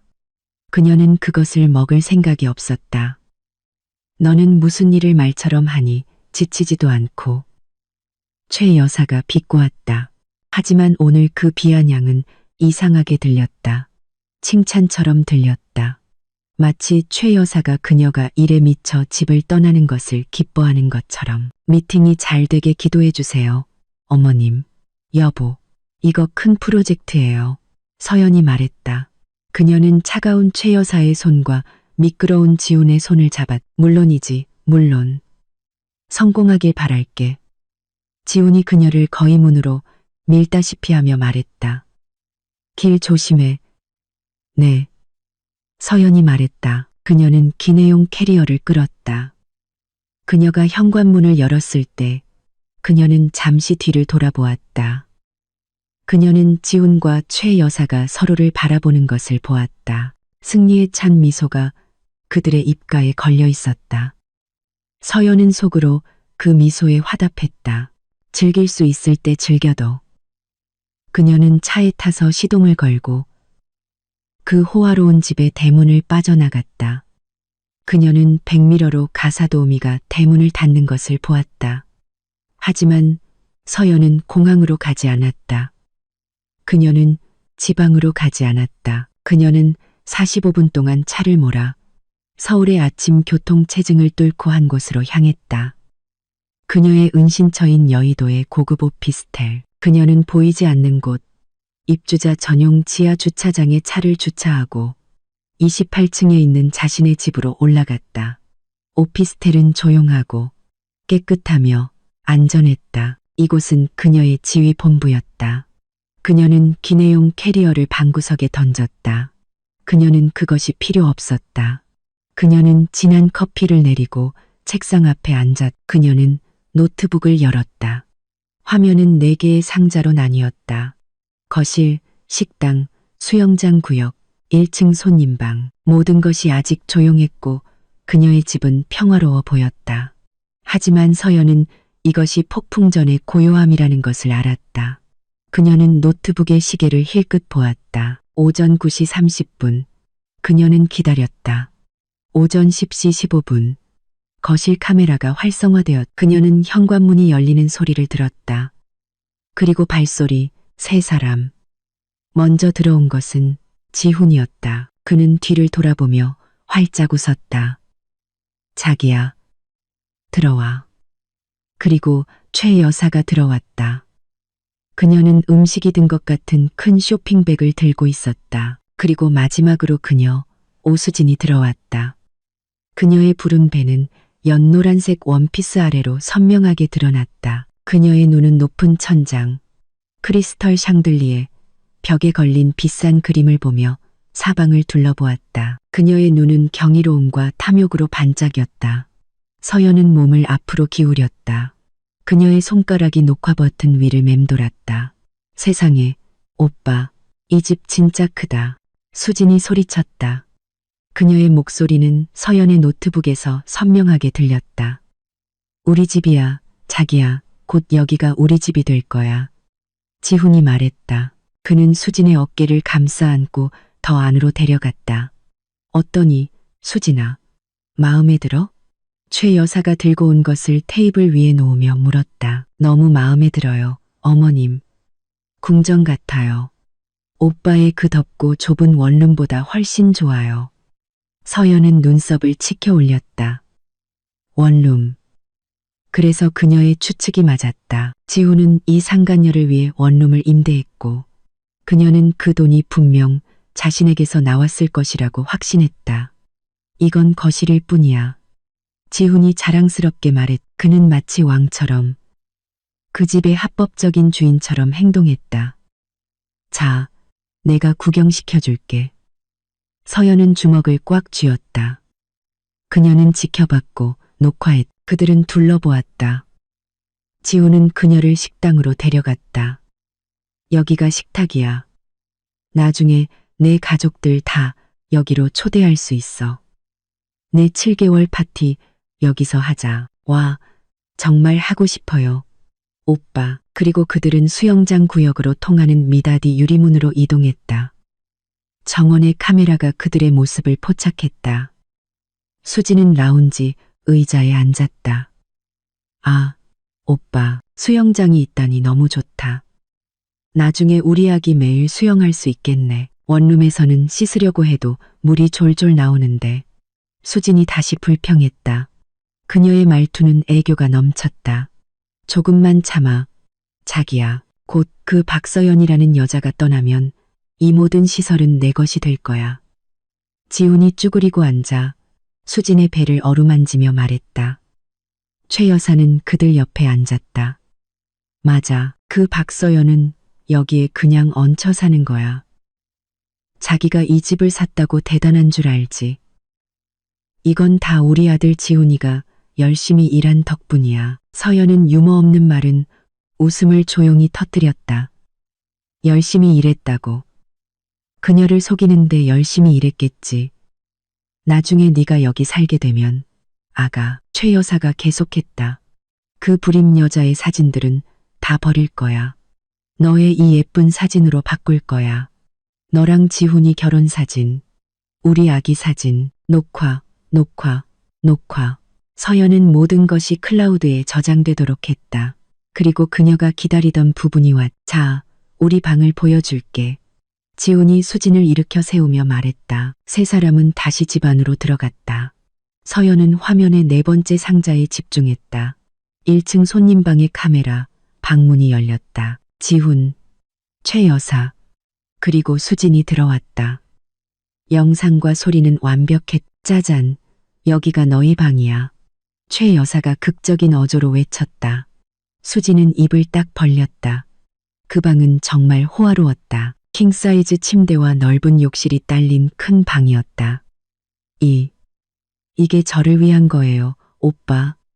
수진이 눈물을 글썽이며 물었다. 자기야, 여기가 우리 방이야. 2층의 주침실. 그래서 나중에 배가 많이 불러도 힘들게 계단을 오르내릴 필요가 없어. 지훈이 말했다. 그는 수진을 침대 가장자리에 앉혔다. 세 사람은 카메라 렌즈 바로 아래 가까이 앉았다. 이것이 바로 하이라이트였다. 오빠, 정말 그 여자랑 이혼할 거죠? 수진이 물었다. 그녀의 목소리는 이제 더 진지하게 들렸다. 나는 이 아이가 태어났는데 당신이 아직 남의 남편인 건 싫어요. 지훈은 수진의 얼굴을 잡았다. 당연하지, 자기야, 약속할게. 그는 어머니를 돌아보았다. 어머니, 제가 계획을 다 세워놨어요. 무슨 계획? 최 여사가 물었다. 걔한테서 마지막 투자금을 받으려고 기다리는 중이에요. 걔가 이틀 동안 출장 간다고 했잖아요. 제가 가평에 새로 시작하는 프로젝트에 급전이 필요하다고 했어요. 오늘 송금해주기로 약속했어요. 서연은 얼어붙었. 그녀는 지훈이 정말로 돈을 요구했던 것을 기억했고 그녀는 연기의 일부로 오늘 5억 원을 송금하겠다고 약속했었다. 걔는 진짜 바보야. 지훈이 웃으며 계속했다. 내가 정말 일하는 줄 알아. 그 돈이 자기 출산 준비금이라는 건 꿈에도 모르지. 오늘 오후에 돈만 들어오면 바로 처리할 거야. 변호사한테도 연락해놨어. 너랑 우리 아기가 내 최우선 순위야. 그 불임 여자는요? 수진이 자주 듣던 모욕적인 말을 반복하며 물었다. 지훈은 웃었다. 걔는 그냥 내 현금 인출기야. 애도 못 낳는 현금 인출기. 이제 버릴 때가 됐지. 맞아. 최 여사가 잔인하게 맞장구 쳤다. 나는 이제 걔 얼굴 보기도 싫어. 나중에 걔 물건들, 비싼 금무복들 전부 다 자루에 담아서 고아원에 버릴 거야. 몸에 걸친 옷만 입고 여기서 나가게 해야지. 세 사람은 웃었다. 서연 소유의 집, 그 방 안에서 함께 웃었다. 서연은 아무것도 느끼지 못했다. 아픔도 분노도 오직 차가움뿐. 그녀는 모든 것을 얻었다. 불륜의 증거, 사기의 증거, 재산을 빼돌리려는 계획의 증거, 모욕의 증거, 충분하고도 남았다. 수지는 침대에 누워 편안함을 시험해 보았다. 지훈은 그녀 옆에 앉아 그녀의 다리를 주물렀. 최 여사는 예쁜 며느리에게 마실 것을 가져다 주려는지 부엌으로 갔다. 서연은 더 이상 녹화하지 않았다. 그녀는 30분짜리 비디오 파일을 파멸의 증거라는 이름으로 저장했다. 그녀는 모니터 화면을 껐다. 그녀는 더 이상 볼 필요가 없었다. 그녀는 의자에 기댔다. 오피스텔은 조용했. 그녀는 혼자였다. 하지만 그녀는 매우 강하다고 느꼈다. 그녀는 휴대폰을 들고 손가락을 빠르게 움직였다. 그녀는 민준에게 전화하지 않았다. 아직은. 그녀는 먼저 다른 사람에게 전화했다. 여보세요, 박 과장님. 그녀가 말했다. 박 과장님은 그녀의 주택단지 보안 책임자였다. 아, 네, 박서연 사모님. 무슨 일이십니까? 사모님 지금 지방에 계시지 않나요? 네, 과장님. 저 지방 안 갔어요. 급한 일이 생겨서요. 지금 저희 집으로 와주실 수 있나요?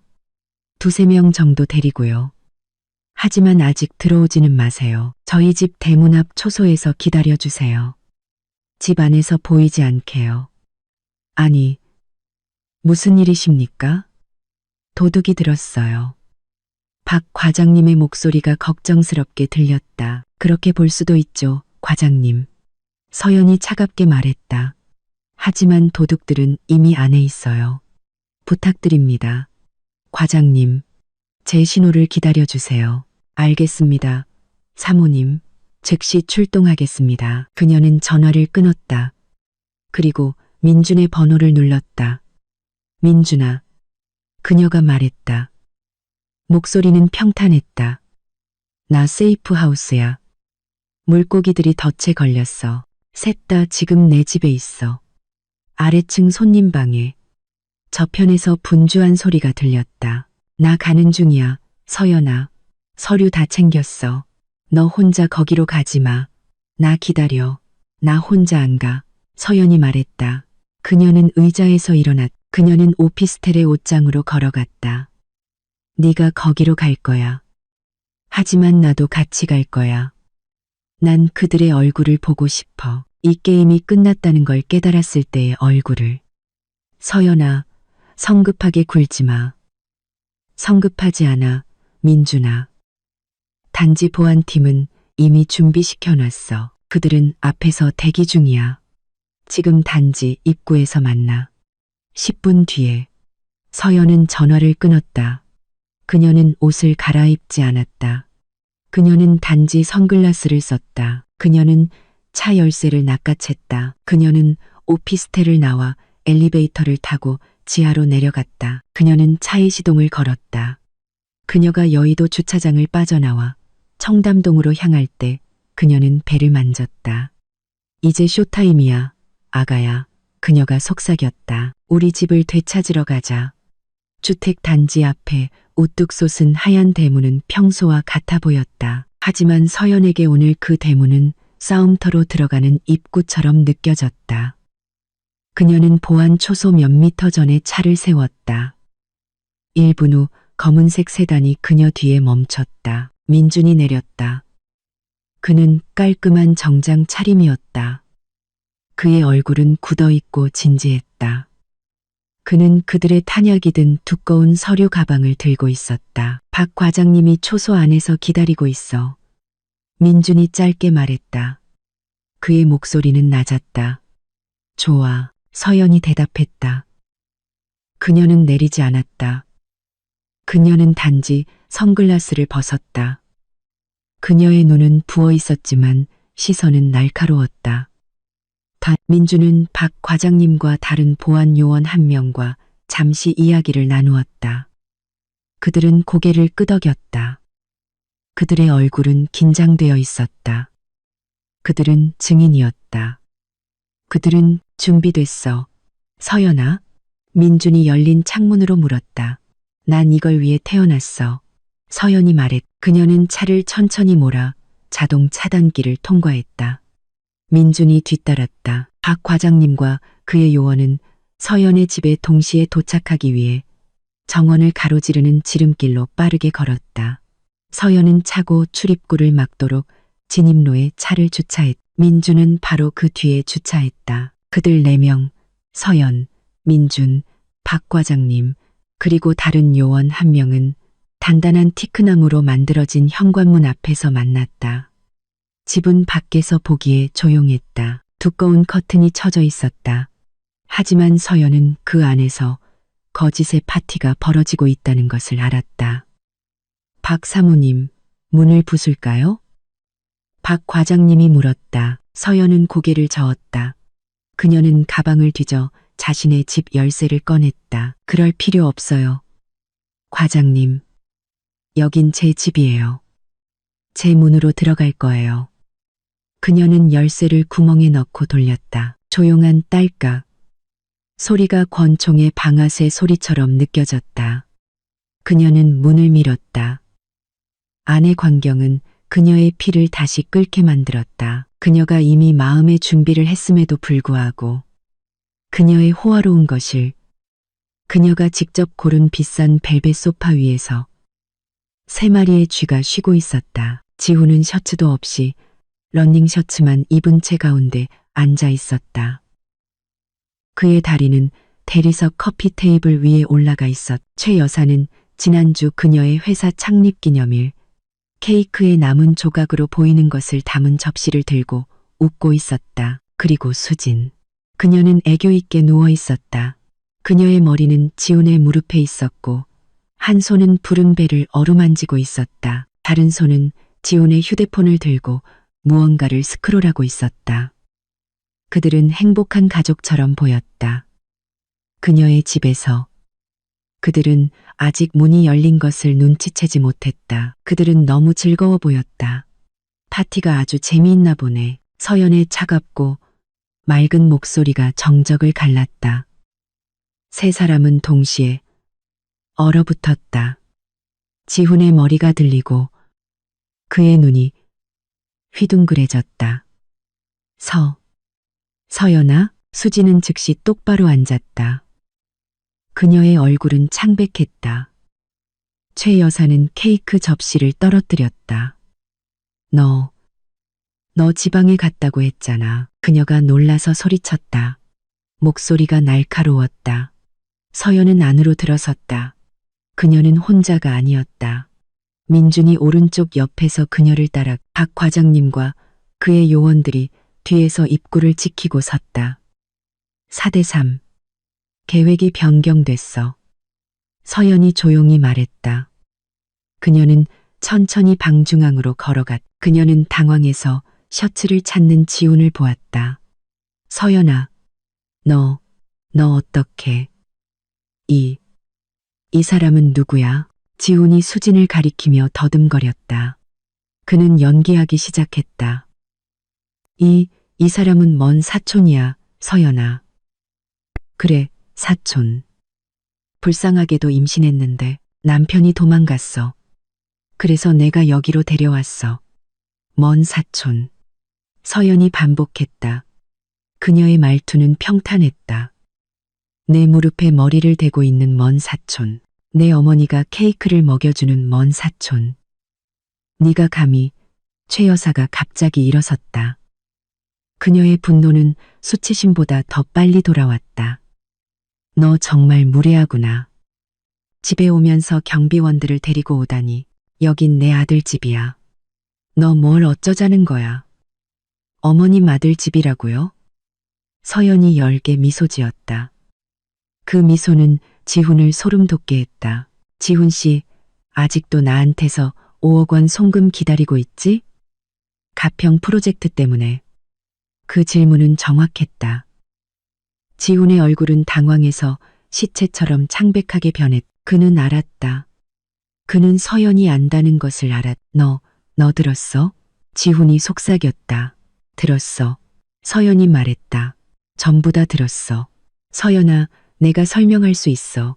이건 다 오해야. 이건. 닥쳐. 서연이 말했다. 그녀는 더 이상 지훈을 쳐다보지 않았다. 그녀는 민준에게 고개를 돌렸다. 민준아, 지금. 민준이 앞으로 나섰다. 그는 커피 테이블 위에 최 여사가 떨어뜨린 케이크 부스러기 바로 위에 서류 가방을 놓았다. 그는 그것을 열었다. 안녕하십니까. 민준이 말했. 그의 목소리는 차분했지만 위험 있었다. 저는 이 부동산의 합법적인 소유주이신 박서연님을 대리하는 김민준 변호사입니다. 합법적인 소유주라고? 최 여사가 비웃었다. 여긴 내 아들, 지훈이 집이야. 민준은 서류철에서 문서 한 장을 꺼냈다. 소유권 등기번호 899, 박서연 명의, 결혼 1년 전에 구입, 법적으로 강지훈 씨와 최 여사께서는 여기에 단지 얹혀 살고 계신 겁니다. 그리고 이 아가씨는, 그는 수진을 쳐다보았다. 당신은 여기에 있을 권리조차 없습니다. 무단 침입입니다. 수진은 떨기 시작했다. 그녀는 지훈을 쳐다보았다. 오빠, 저 사람 거짓말하는 거죠? 여기 오빠, 집 맞죠? 지훈은 대답할 수 없었다. 혀가 굳어버렸다. 우리가 거짓말한다고? 서연이 말을 이어받았다. 그녀는 테이블 위에서 TV 리모컨을 집었다. 그녀는 벽에 걸린 80인치 대형 스크린을 켰다. 너한텐 증거 없잖아. 테이블 정 증거. 그녀는 벽에 걸린 80인치 대형 스크린을 켰. 지훈이 절망적으로 소리쳤다. 오, 있어. 서연이 말했다. 그녀는 몇 개의 버튼을 눌렀다. 난 항상 아래층 손님방이 싫었어. 조명이 별로라서. 하지만 카메라 품질은 꽤 좋더라고. 그녀는 재생 버튼을 눌렀다. 텔레비전 화면이 켜지며 아주 선명한 영상이 나타났다. 1층 손님방에서 찍은 영상. 화면에는 지훈, 최 여사, 그리고 수진이 침대에 앉아 있었다. 오늘 오후에 돈만 들어오면 바로 처리할 거야. 변호사한테도 연락해놨어. 지훈의 목소리가 방을 가득 채웠. 소파에 앉은 지훈은 화면 속의 지훈을 쳐다보았다. 그는 마비되었다. 그 부림 여자는요. 수진의 애교 섞인 목소리가 들렸다. 서연의 얼굴은 평탄했다. 걔는 그냥 내 현금 인출기야. 애도 못 낳는 현금 인출기. 이제 버릴 때가 됐지. 화면 속 지훈의 웃음소리가 울려 퍼졌다. 지훈이 티브를 향해 달려들려 하며 소리쳤다. 그 자리에 꼼짝 마. 박 과장님이 소리쳤다. 보안 요원이 한 걸음 앞으로 나서자 지훈은 즉시겁에 질려 물러섰다. 서연은 비디오를 멈추지 않았다. 나중에 개 물건들, 비싼 금무복들 전부 다 자루에 담아서 고아원에 버릴 거야. 몸에 걸친 옷만 입고 여기서 나가게 해야지. 화면 속 최 여사의 승리에 찬 목소리는 이제 사형 선고처럼 들렸다. 소파에 있던 실제 최 여사는 비틀거렸다. 그녀는 다시 주저앉았다. 그녀의 얼굴은 잿빛이었다. 그녀는 자신의 녹화된 모습을 믿을 수 없었. 비디오는 그들의 모든 비열한 계획, 모든 모욕을 보여주며 계속 재생되었다. 영원처럼 느껴지는 30분 후 비디오가 끝났다. 화면은 검게 변했다. 정적, 수진의 억눌린 흐느낌 소리만 들렸다. 민준이 다시 앞으로 나섰다. 그는 두꺼운 갈색 봉투를 꺼냈다. 그는 커피 테이블 위에 큰 소리를 내며 그것을 놓았다. 쾅! 그것은 민준이 말했다. 이혼 소장입니다. 박서연님은 불륜, 사기, 공동, 계좌, 자금 횡령, 그리고 정신적 학대를 이유로 이혼을 청구합니다. 지우는 그 봉투를 마치 독사처럼 쳐다보았다. 서연은 마침내 한때 사랑했던 남편인 지훈의 눈을 똑바로 쳐다보았다. 이혼해, 당신. 그녀가 말했다. 각 단어는 차가운 강조와 함께 발음되었다. 이 순간부터 난 더 이상 당신의 현금 인출기가 되는 걸 거부해. 당신 같은 사기꾼과 같은 공기를 마시는 것도 거부해. 서연아, 지훈이 서연의 다리를 잡으려 기어가기 시작했다. 그리고 한 가지 더. 서연이 말했. 그녀는 지훈의 애원을 잘랐다. 그녀는 그녀를 불임이라고 불렀던 여자, 최 여사의 눈을 똑바로 쳐다보았다. 저는 불임이 아니에요. 어머님, 서연은 아직 평평한 배 위에 손을 얹었다. 저는 임신 8주예요. 그 방 안에 세상이 멈춘 것 같았다. 최 여사의 반응이 가장 빨랐다. 방금 전 잿빛이었던 그녀의 눈이 이제 공포에 질려 휘둥그레졌다. 그녀는 서연의 배를, 그리고 서연의 얼굴을 쳐다보았다. 그녀는 깨달았다.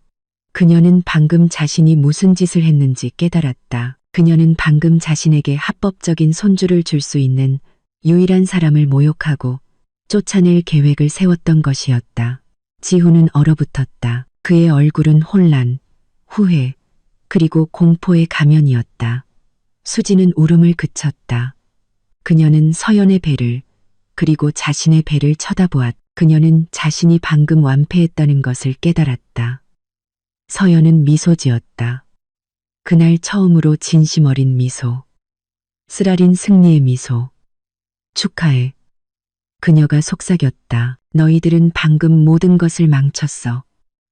서연의 고백 이후 찾아온 침묵은 무겁고 귀가 먹먹할 정도였다. 방 안의 모든 것이 얼어붙었다. 지훈은 여전히 바닥에 있었다. 그의 손은 뻗어 있었고 표정은 어리석었다. 충격과 뒤늦은 후회가 뒤섞인 표정. 수지는 질투와 증오가 섞인 시선으로 서연의 배를 쳐다보았다. 하지만 최 여사, 그녀가 가장 빨리 정신을 차렸다. 방금 전 창백했던 그녀의 얼굴이 갑자기 변했다. 그녀의 눈이 새로운 방식으로 반짝였다. 그녀가 그 집을 보았을 때와 똑같이 탐욕스러운 방식이었지만 이제 초점은 달랐다. 임신. 그녀가 말했. 목소리가 떨렸다. 그녀는 지훈과 수진을 무시하고 일어섰다. 그녀는 서연을 향해 걸어가려 했다. 그녀의 손이 뻗어나왔다. 네가 임신했다고, 서연아. 그건 지훈이 아야. 내 손주. 그녀는 미소를 지으려 했었다. 끔찍한 미소였다. 오, 아가야. 다행이다. 나는 네가 세상에. 이건 좋은 소식이야. 지훈아. 서연이가 임신했. 그녀는 5분 전에 무슨 일이 있었는지 잊은 것 같았다. 비디오, 불륜, 불임이라는 단어를 잊은 것 같았다. 그녀의 교활한 뇌가 즉시 회전하기 시작했다. 손주. 서연의 귓가에 속삭이듯 말했다. 얘야, 이리 와. 그녀의 말투가 달콤하게 변했다. 병원에서 수진에게 사용했던 그 말투. 내가 미안해. 내가 정신이 나갔었나 봐. 난 그냥 손주가 너무 보고 싶었을 뿐이야. 이건 다 오해야. 잊어버리자. 이 아이를 위해서 우리 다시 가족이 될 수 있어. 그녀는 서연의 배를 만지려 했다. 내 몸에 손대지 마세요. 서연이 쏘아붙였다. 그녀는 한 걸음 물러서며 그 늙은 여자의 손을 뿌리쳤다. 그녀가 억누르고 있던 분노가 이제 터져나왔다. 이 아이를 위해서라고요? 어머님이 불임인 현금 인출기의 자식이라고 부르던 아이. 그 아버지와 할머니가 엄마를 버릴 계획을 세웠던 아이를 위해서요? 아니, 그렇지 않아. 최 여사는 당황했다. 이 아이는 제 아이예요. 서연의 목소리가 높아졌다. 어머님 손주도 아니고 지훈 씨 아이도 아니에요. 이 아이는 절대 당신들을 알지 못할 거예요. 사기꾼 아버지와 악독한 할머니가 있다는 걸 절대 모를 거예요. 서연아, 그러지 마. 이제 지훈이 나섰다. 그는 이것이 유일한 기회라는 것을 깨달았. 아이. 그는 정말로 서연의 발 앞에 무릎을 꿇고 기었다. 그는 울었다. 역겨운 악어의 눈물. 서연아, 미안해. 서연아, 내가 정신이 나갔었어. 스트레스가 많았어. 어머니가 계속 나를 압박했어. 그런 뜻이 아니었어. 그건 다 어머니 아이디어였어. 난 아직도 너를 사랑해. 서연아, 우리 아이를 위해서, 제발 용서해줘. 그는 서연의 다리를 껴안으려 했다. 서연은 역겨워하며 다리를 뺐다. 두 분이서 짜고 이런 사기를 계획해놓고 이제 와서 어머님 탓을 해요? 서연이 웃었다. 두 분 다 똑같아요. 오빠, 어떻게 나한테 그래? 수진이 비명을 질렀다. 그녀는 자신이 희생될 것이라는 것을 깨달았다. 그녀는 배를 흔들며 일어섰다. 그 여자랑 이혼한다고 했잖아. 부자라고 했잖아. 이 집이 내 거라고 했잖아. 알고 보니 너는 노숙자였어. 사기꾼. 그녀는 아직 무릎 꿇고 있는 지훈을 때리기 시작했다. 나를 속였어. 내가 내 아이를 임신했는데. 오빠, 너 정말 나빠. 거실은 이제 비명, 울음, 그리고 서로를 비난하는 소리로 가득 찼다. 지훈은 수진을 밀쳤다. 최 여사는 수진에게 소리쳤다. 꺼져, 이 재수 없는 년아. 너 때문에. 서연은 그 광경을 슬픈 서커스 공연을 보는 것처럼 지켜보았다. 한때 공모했던 세 사람이 이제 서로를 핥히고 있었다. 그녀는 진저리가 났다. 그만. 그녀가 말했다. 그녀의 목소리는 크지 않았지만 모든 소란을 끊었다. 세 사람은 그녀를 쳐다보며 멈췄다. 민준아, 계속해. 서연이 명령했다. 조용히 지켜보던 민준이 고개를 끄덕였다.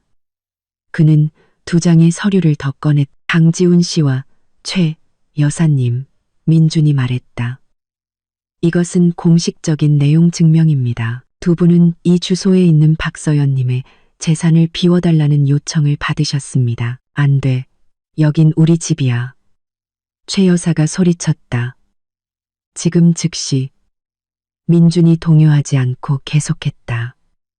두 분께는 30분의 시간이 주어집니다. 지금 당장 나가셔야 합니다. 30분? 미쳤어? 지훈이 일어섰다. 그리고 이것은 민준이 또 다른 서류 한 장을 꺼냈다. 회사 자산 회수 통지서입니다. 차고에 주차된 회색 SUV, 차량 번호 서울 12가 3456은 주넥스트 이노베이션 박서연님 회사의 자산입니다. 열세를 지금 당장 반납하셔야 합니다. 그렇지 않으면 자산 횡령 혐의로 고소할 것입니다. 지훈은 떨었다. 그 차는 그가 가진 유일한 사치품이었다. 비록 거짓이었지만. 하지만 제 옷, 제 물건, 어머니 물건은요? 지훈이 절망적인 목소리로 물었다. 서연이 앞으로 나섰다. 그녀는 최 여사의 눈을 똑바로 쳐다보았다. 아까 영상에서 뭐라고 하셨죠? 나중에 걔 물건들, 비싼 근무복들 전부 다 자루에 담아서 고아원에 버릴 거야. 몸에 걸친 옷만 입고 여기서 나가게 해야지. 서연이 차갑게 미소 지었다. 어머님 소원을 들어드리죠. 세 분 다 제 집에서 나가세요. 지금 당장. 몸에 걸친 옷만 가지고. 무례한 것. 최 여사가 울부짖었다. 그녀는 눈이 뒤집혔다. 그녀는 서연에게 달려들었다. 그녀의 손이 발톱처럼 치켜 올라가 서연의 얼굴을 노렸다. 안 돼. 민준이 소리쳤. 하지만 박 과장님과 그의 요원들이 더 빨랐다. 그들은 최 여사의 양팔을 잡았다. 자, 어머님, 아버님, 나가시죠. 박 과장님이 말했. 그의 목소리는 이제 단호하고 불친절했다. 박 사모님 댁에서 소란 피우지 마십시오. 놔. 여긴 내 아들 집이야. 놔. 최 여사가 발버둥 쳤다. 오빠, 지훈 오빠, 도와줘. 수진이 울며 지훈의 팔을 잡아당겼다. 지훈은 아무것도 할 수 없었다. 그는 수치심과 패배감에 마비된 채 뻣뻣하게 서 있었. 과장님, 저들을 밖으로 내보내주세요. 서연이 명령했다. 이것은 그들에게 최악의 부분이었다. 추방. 보안 요원이 지훈의 팔을 잡았다. 가시죠, 선생님. 지갑이 위층 방에 있어요. 지훈이 소리쳤다. 안 됩니다. 서연이 말했다. 나가세요. 어머니. 내 가방이 테이블에. 최 여사가 그녀가 들고 왔던 핸드백을 가리켰다. 안 됩니다. 서연이 말했다. 수지는 식탁으로 달려가려 했다. 저 음식 내가 가져온 거야. 나가. 서연이 말했다. 박 과장님과 그의 요원의 호위 아래 세 사람은 붙잡힌 도둑대처럼 끌려나갔다. 지훈은 러닝셔츠와 무릎 길이의 반바지만 입고 있었고 신발도 신지 않았다. 최 여사는 발버둥 치느라 구겨진 실내복 차림이었다. 수지는 노란색 인부복을 입고 인생의 로또를 막 잃어버렸다는 것을 깨닫고 히스테리하게 울고 있었다. 그들은 호화로운 거실을 지나 활짝 열린 현관문을 지나 끌려나갔고 밖에 단지 길에는 이미 구경거리가 기다리고 있었다. 최 여사의 비명소리가 꽤 컸던 모양이다. 항상 궁금해하던 몇몇 이웃들이 이미 밖으로 나와 있었다. 어떤 사람은 식물에 물을 주는 척했고 어떤 사람은 2층 발코니에 서 있었다. 어떤 사람은 창문 커튼 뒤에서 엿보고 있었다. 항상 거만하고 단지의 사모님인 척했던 최 여사의 얼굴은 이제 수치심으로 붉어졌다. 그들은 대문 밖으로 밀려났다. 박 과장님, 대문 닫아주세요. 서연이 말했다. 서연아. 지훈이 대문 밖에서 마지막으로 소리쳤다. 그는 철창을 움켜쥐었다. 내 아이, 그 아이는 내 아이야. 서연아, 너는 그 아이를 데려갈 수 없어. 서연은 열린 집 문 앞에 서 있었다. 민준이 그녀 옆에 섰다. 어디 한번 고소해 보시죠. 서연이 조용히 말했다. 법원이 재정적으로 독립적이고 정신적 학대에 대한 비디오 증거를 가진 어머니에게 양육권을 줄지 아니면 집도 없는 실업자, 사기꾼, 간통자 아버지에게 줄지 한번 봅시다. 지훈은 침묵했다. 그는 모든 면에서 졌다. 민준의 직원이 와서 지훈이 떨리는 손으로 박 과장님에게 건넨 SUV 열쇠를 가져갔다. 차는 사무실로 가져가겠습니다. 박 사모님. 그가 말했다. 감사합니다. 서연이 말했다. 높은 철문이 닫히며 마지막을 알리는 쾅 소리를 냈다. 대문 밖 뜨거운 아스팔트 길 위에 지훈, 최 여사, 그리고 수진이 서 있었다. 돈도, 차도, 집도, 자존심도 없는 세 명의 노숙자. 서연은 잠시 그들 세 사람을 쳐다보았다. 그들은 다시 싸우기 시작했다. 사람들 앞에서 서로를 비난하며 그녀는 동정심도 슬픔도 더 이상의 분노도 느끼지 않았다. 그녀는 안도감을 느꼈다.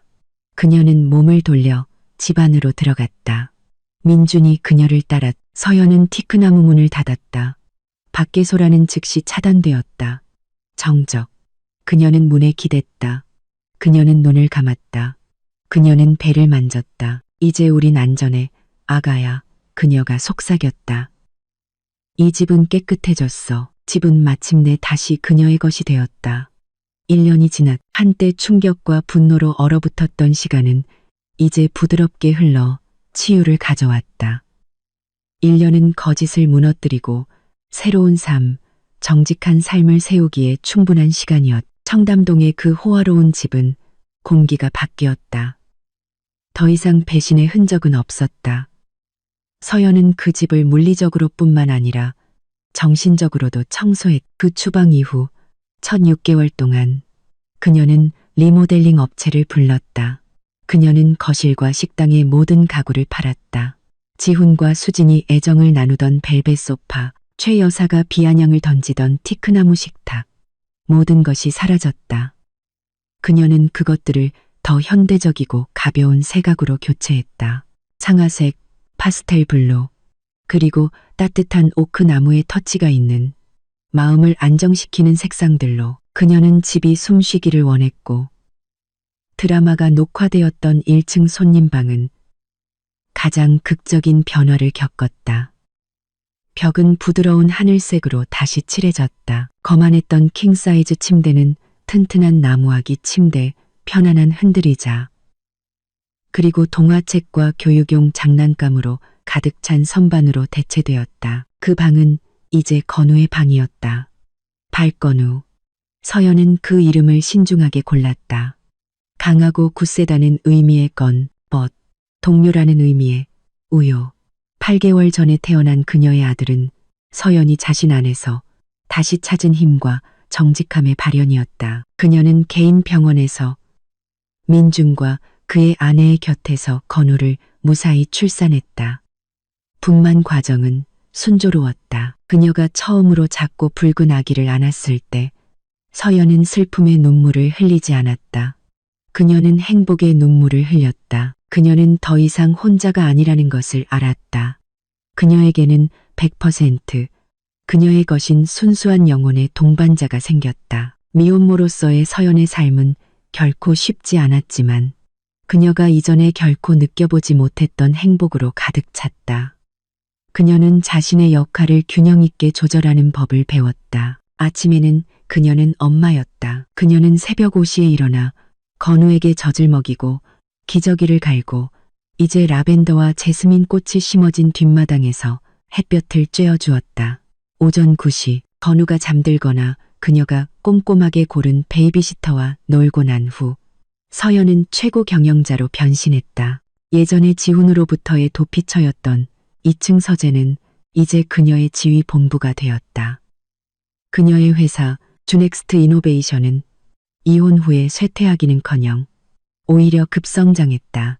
마치 그녀의 삶에서 부정적인 에너지가 사라지자 그녀의 머리가 더 맑아지고 직감이 더 날카로워진 것 같았다.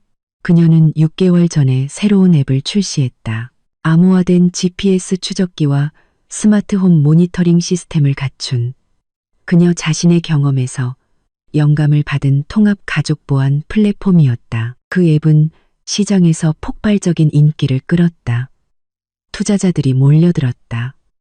그녀의 회사는 이제 1년 전보다 3배 더 큰 가치를 지니게 되었다. 한때 부자였던 서연은 이제 엄청난 부자가 되었다. 그녀는 한국 기술 산업에서 가장 영향력 있는 여성 인물 중 한 명이 되었다.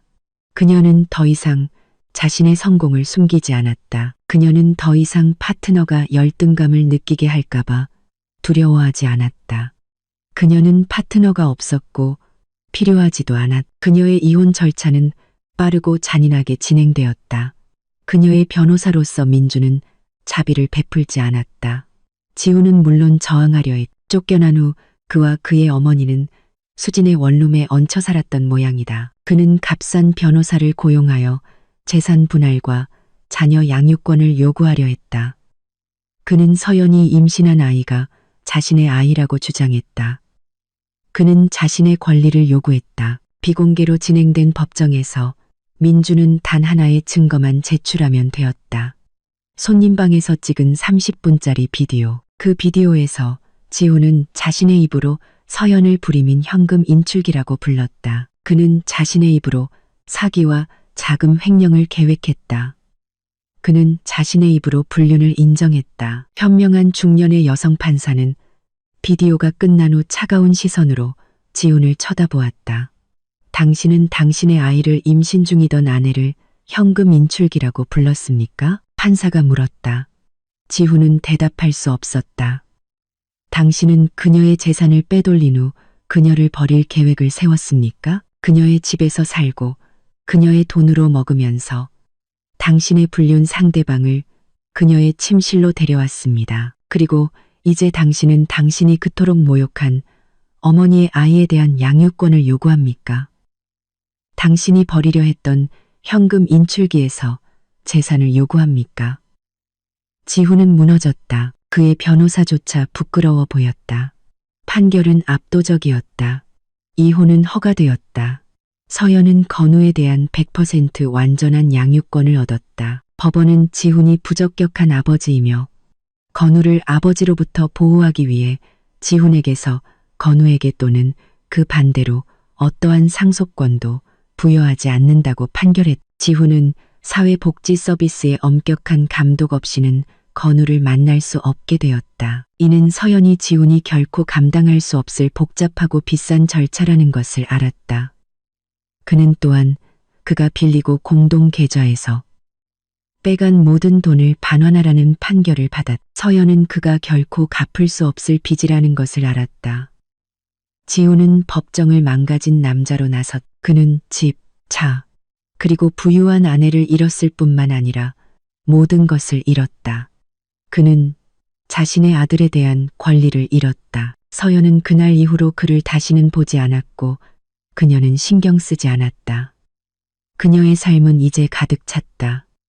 그녀는 넘치는 사랑으로 건우를 키웠다. 그녀는 아들이 자라는 것을 보았다. 건우의 첫 웃음, 건우의 첫 단어 엄마, 건우의 첫 걸음, 그 모든 것이 그녀의 보물이었다. 한때 그녀의 가정을 고치는 다리가 될 것이라고 생각했던 임신은 결국 구명보트였다. 침몰하는 배에서 그녀를 자신만의 섬으로 데려다준 구명보트. 그녀는 공정한 철권으로 사업을 운영했다. 그녀는 직원들에게 존경받았다. 그녀는 경쟁자들에게 두려움의 대상이었다.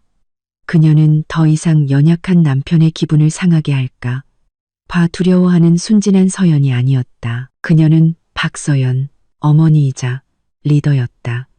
그녀는 더 이상 외롭지 않았다.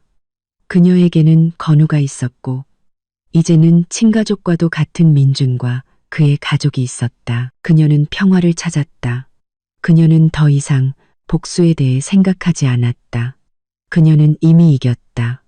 그녀는 행복하느라 바빴다. 그녀는 아들을 위한 미래, 더러운 과거의 그림자가 닿지 않는 밝은 미래를 건설하느라 바빴다. 그녀는 증오하는 느낌을 잊었. 그녀는 오직 아들을 사랑하는 느낌만을 기억했다. 그날은 토요일 오후였다. 서울의 공기는 잠깐 내린 비로 인해 더욱 습하고 무더웠다. 서연은 집으로 돌아가는 길이었. 그녀는 방금 한 물류 스타트업을 인수하는 큰 계약을 성사시켰다. 또 하나의 승리였다.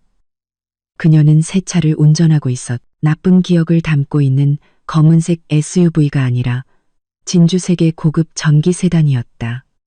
차는 조용했고 아스팔트 위를 부드럽게 미끄러졌다. 차 안에서는 부드러운 클래식 음악이 흐르고 있었고 중앙 콘솔의 컵에 담긴 커피 향과 섞였다.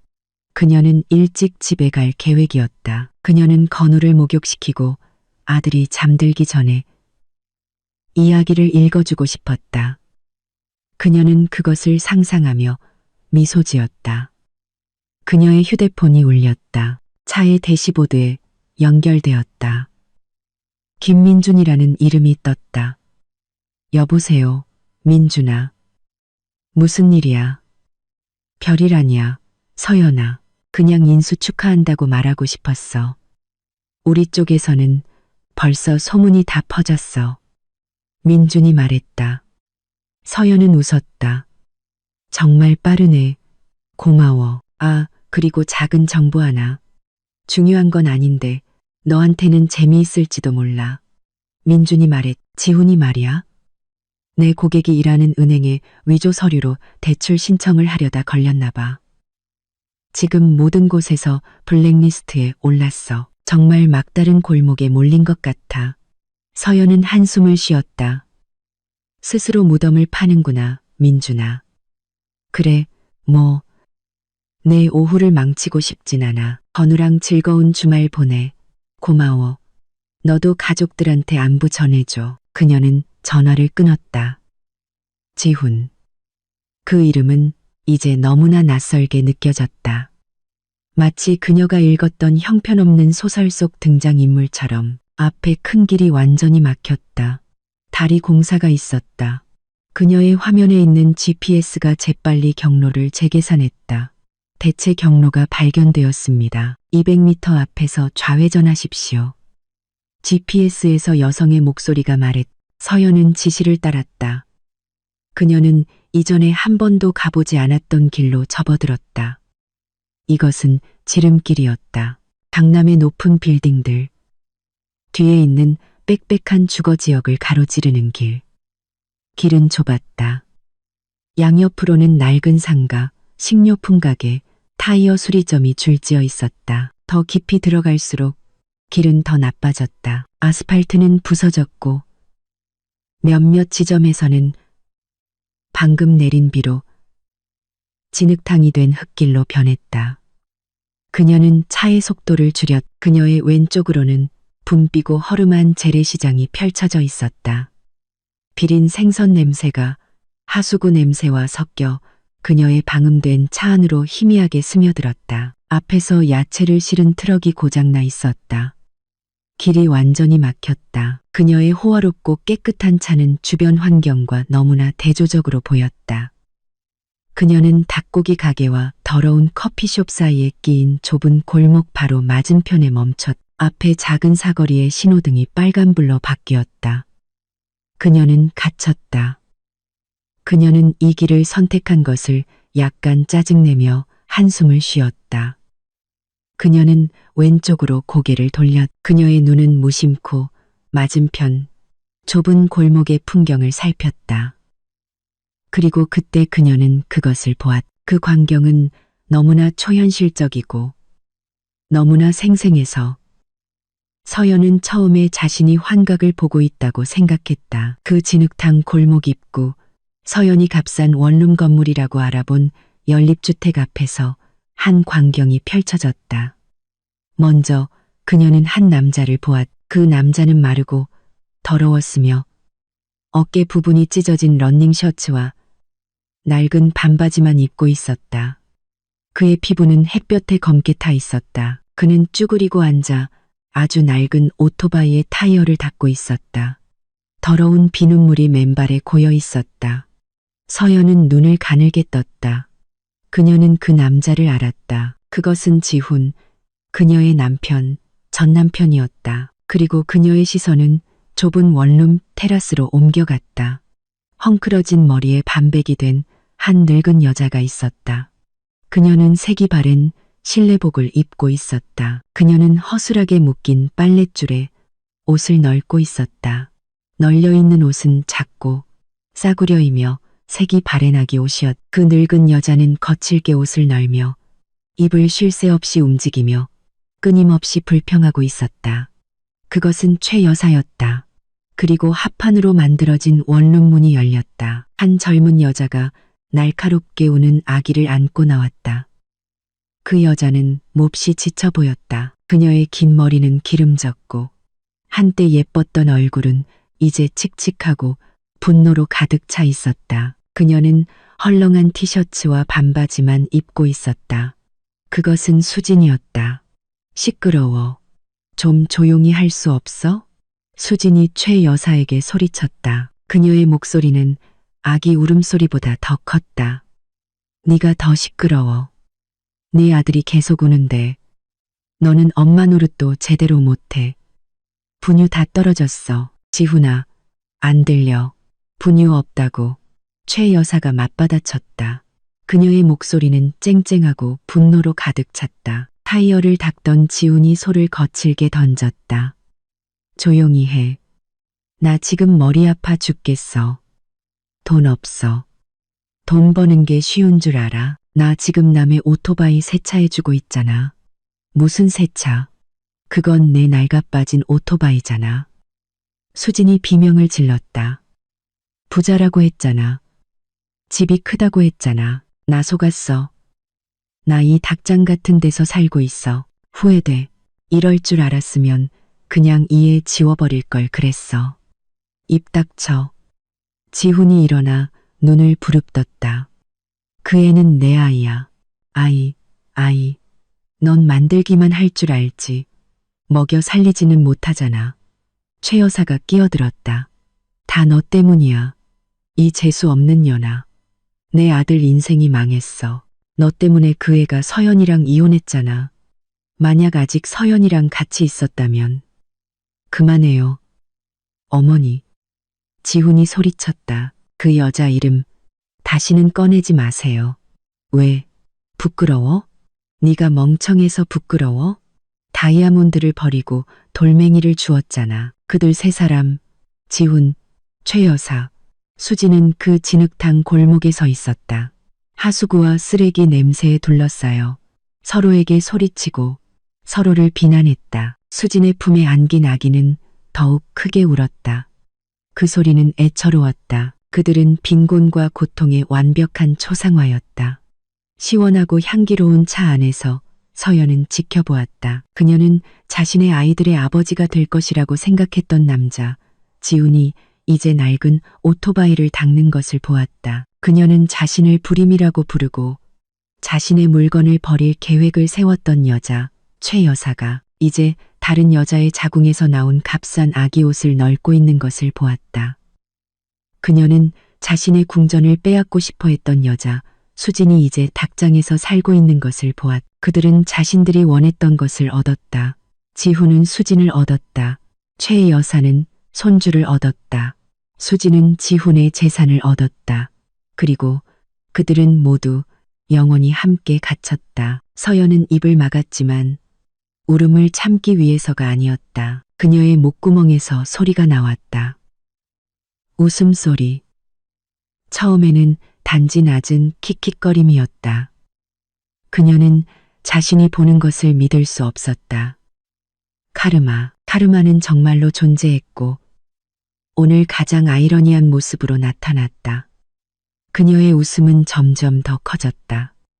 그녀는 마음껏 웃었다.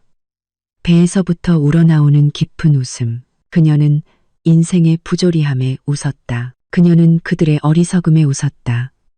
그녀는 한때 분노로 가득 찼던 자신의 계획이 신의 계획에 비하면 아무것도 아니었다는 것에 웃었다.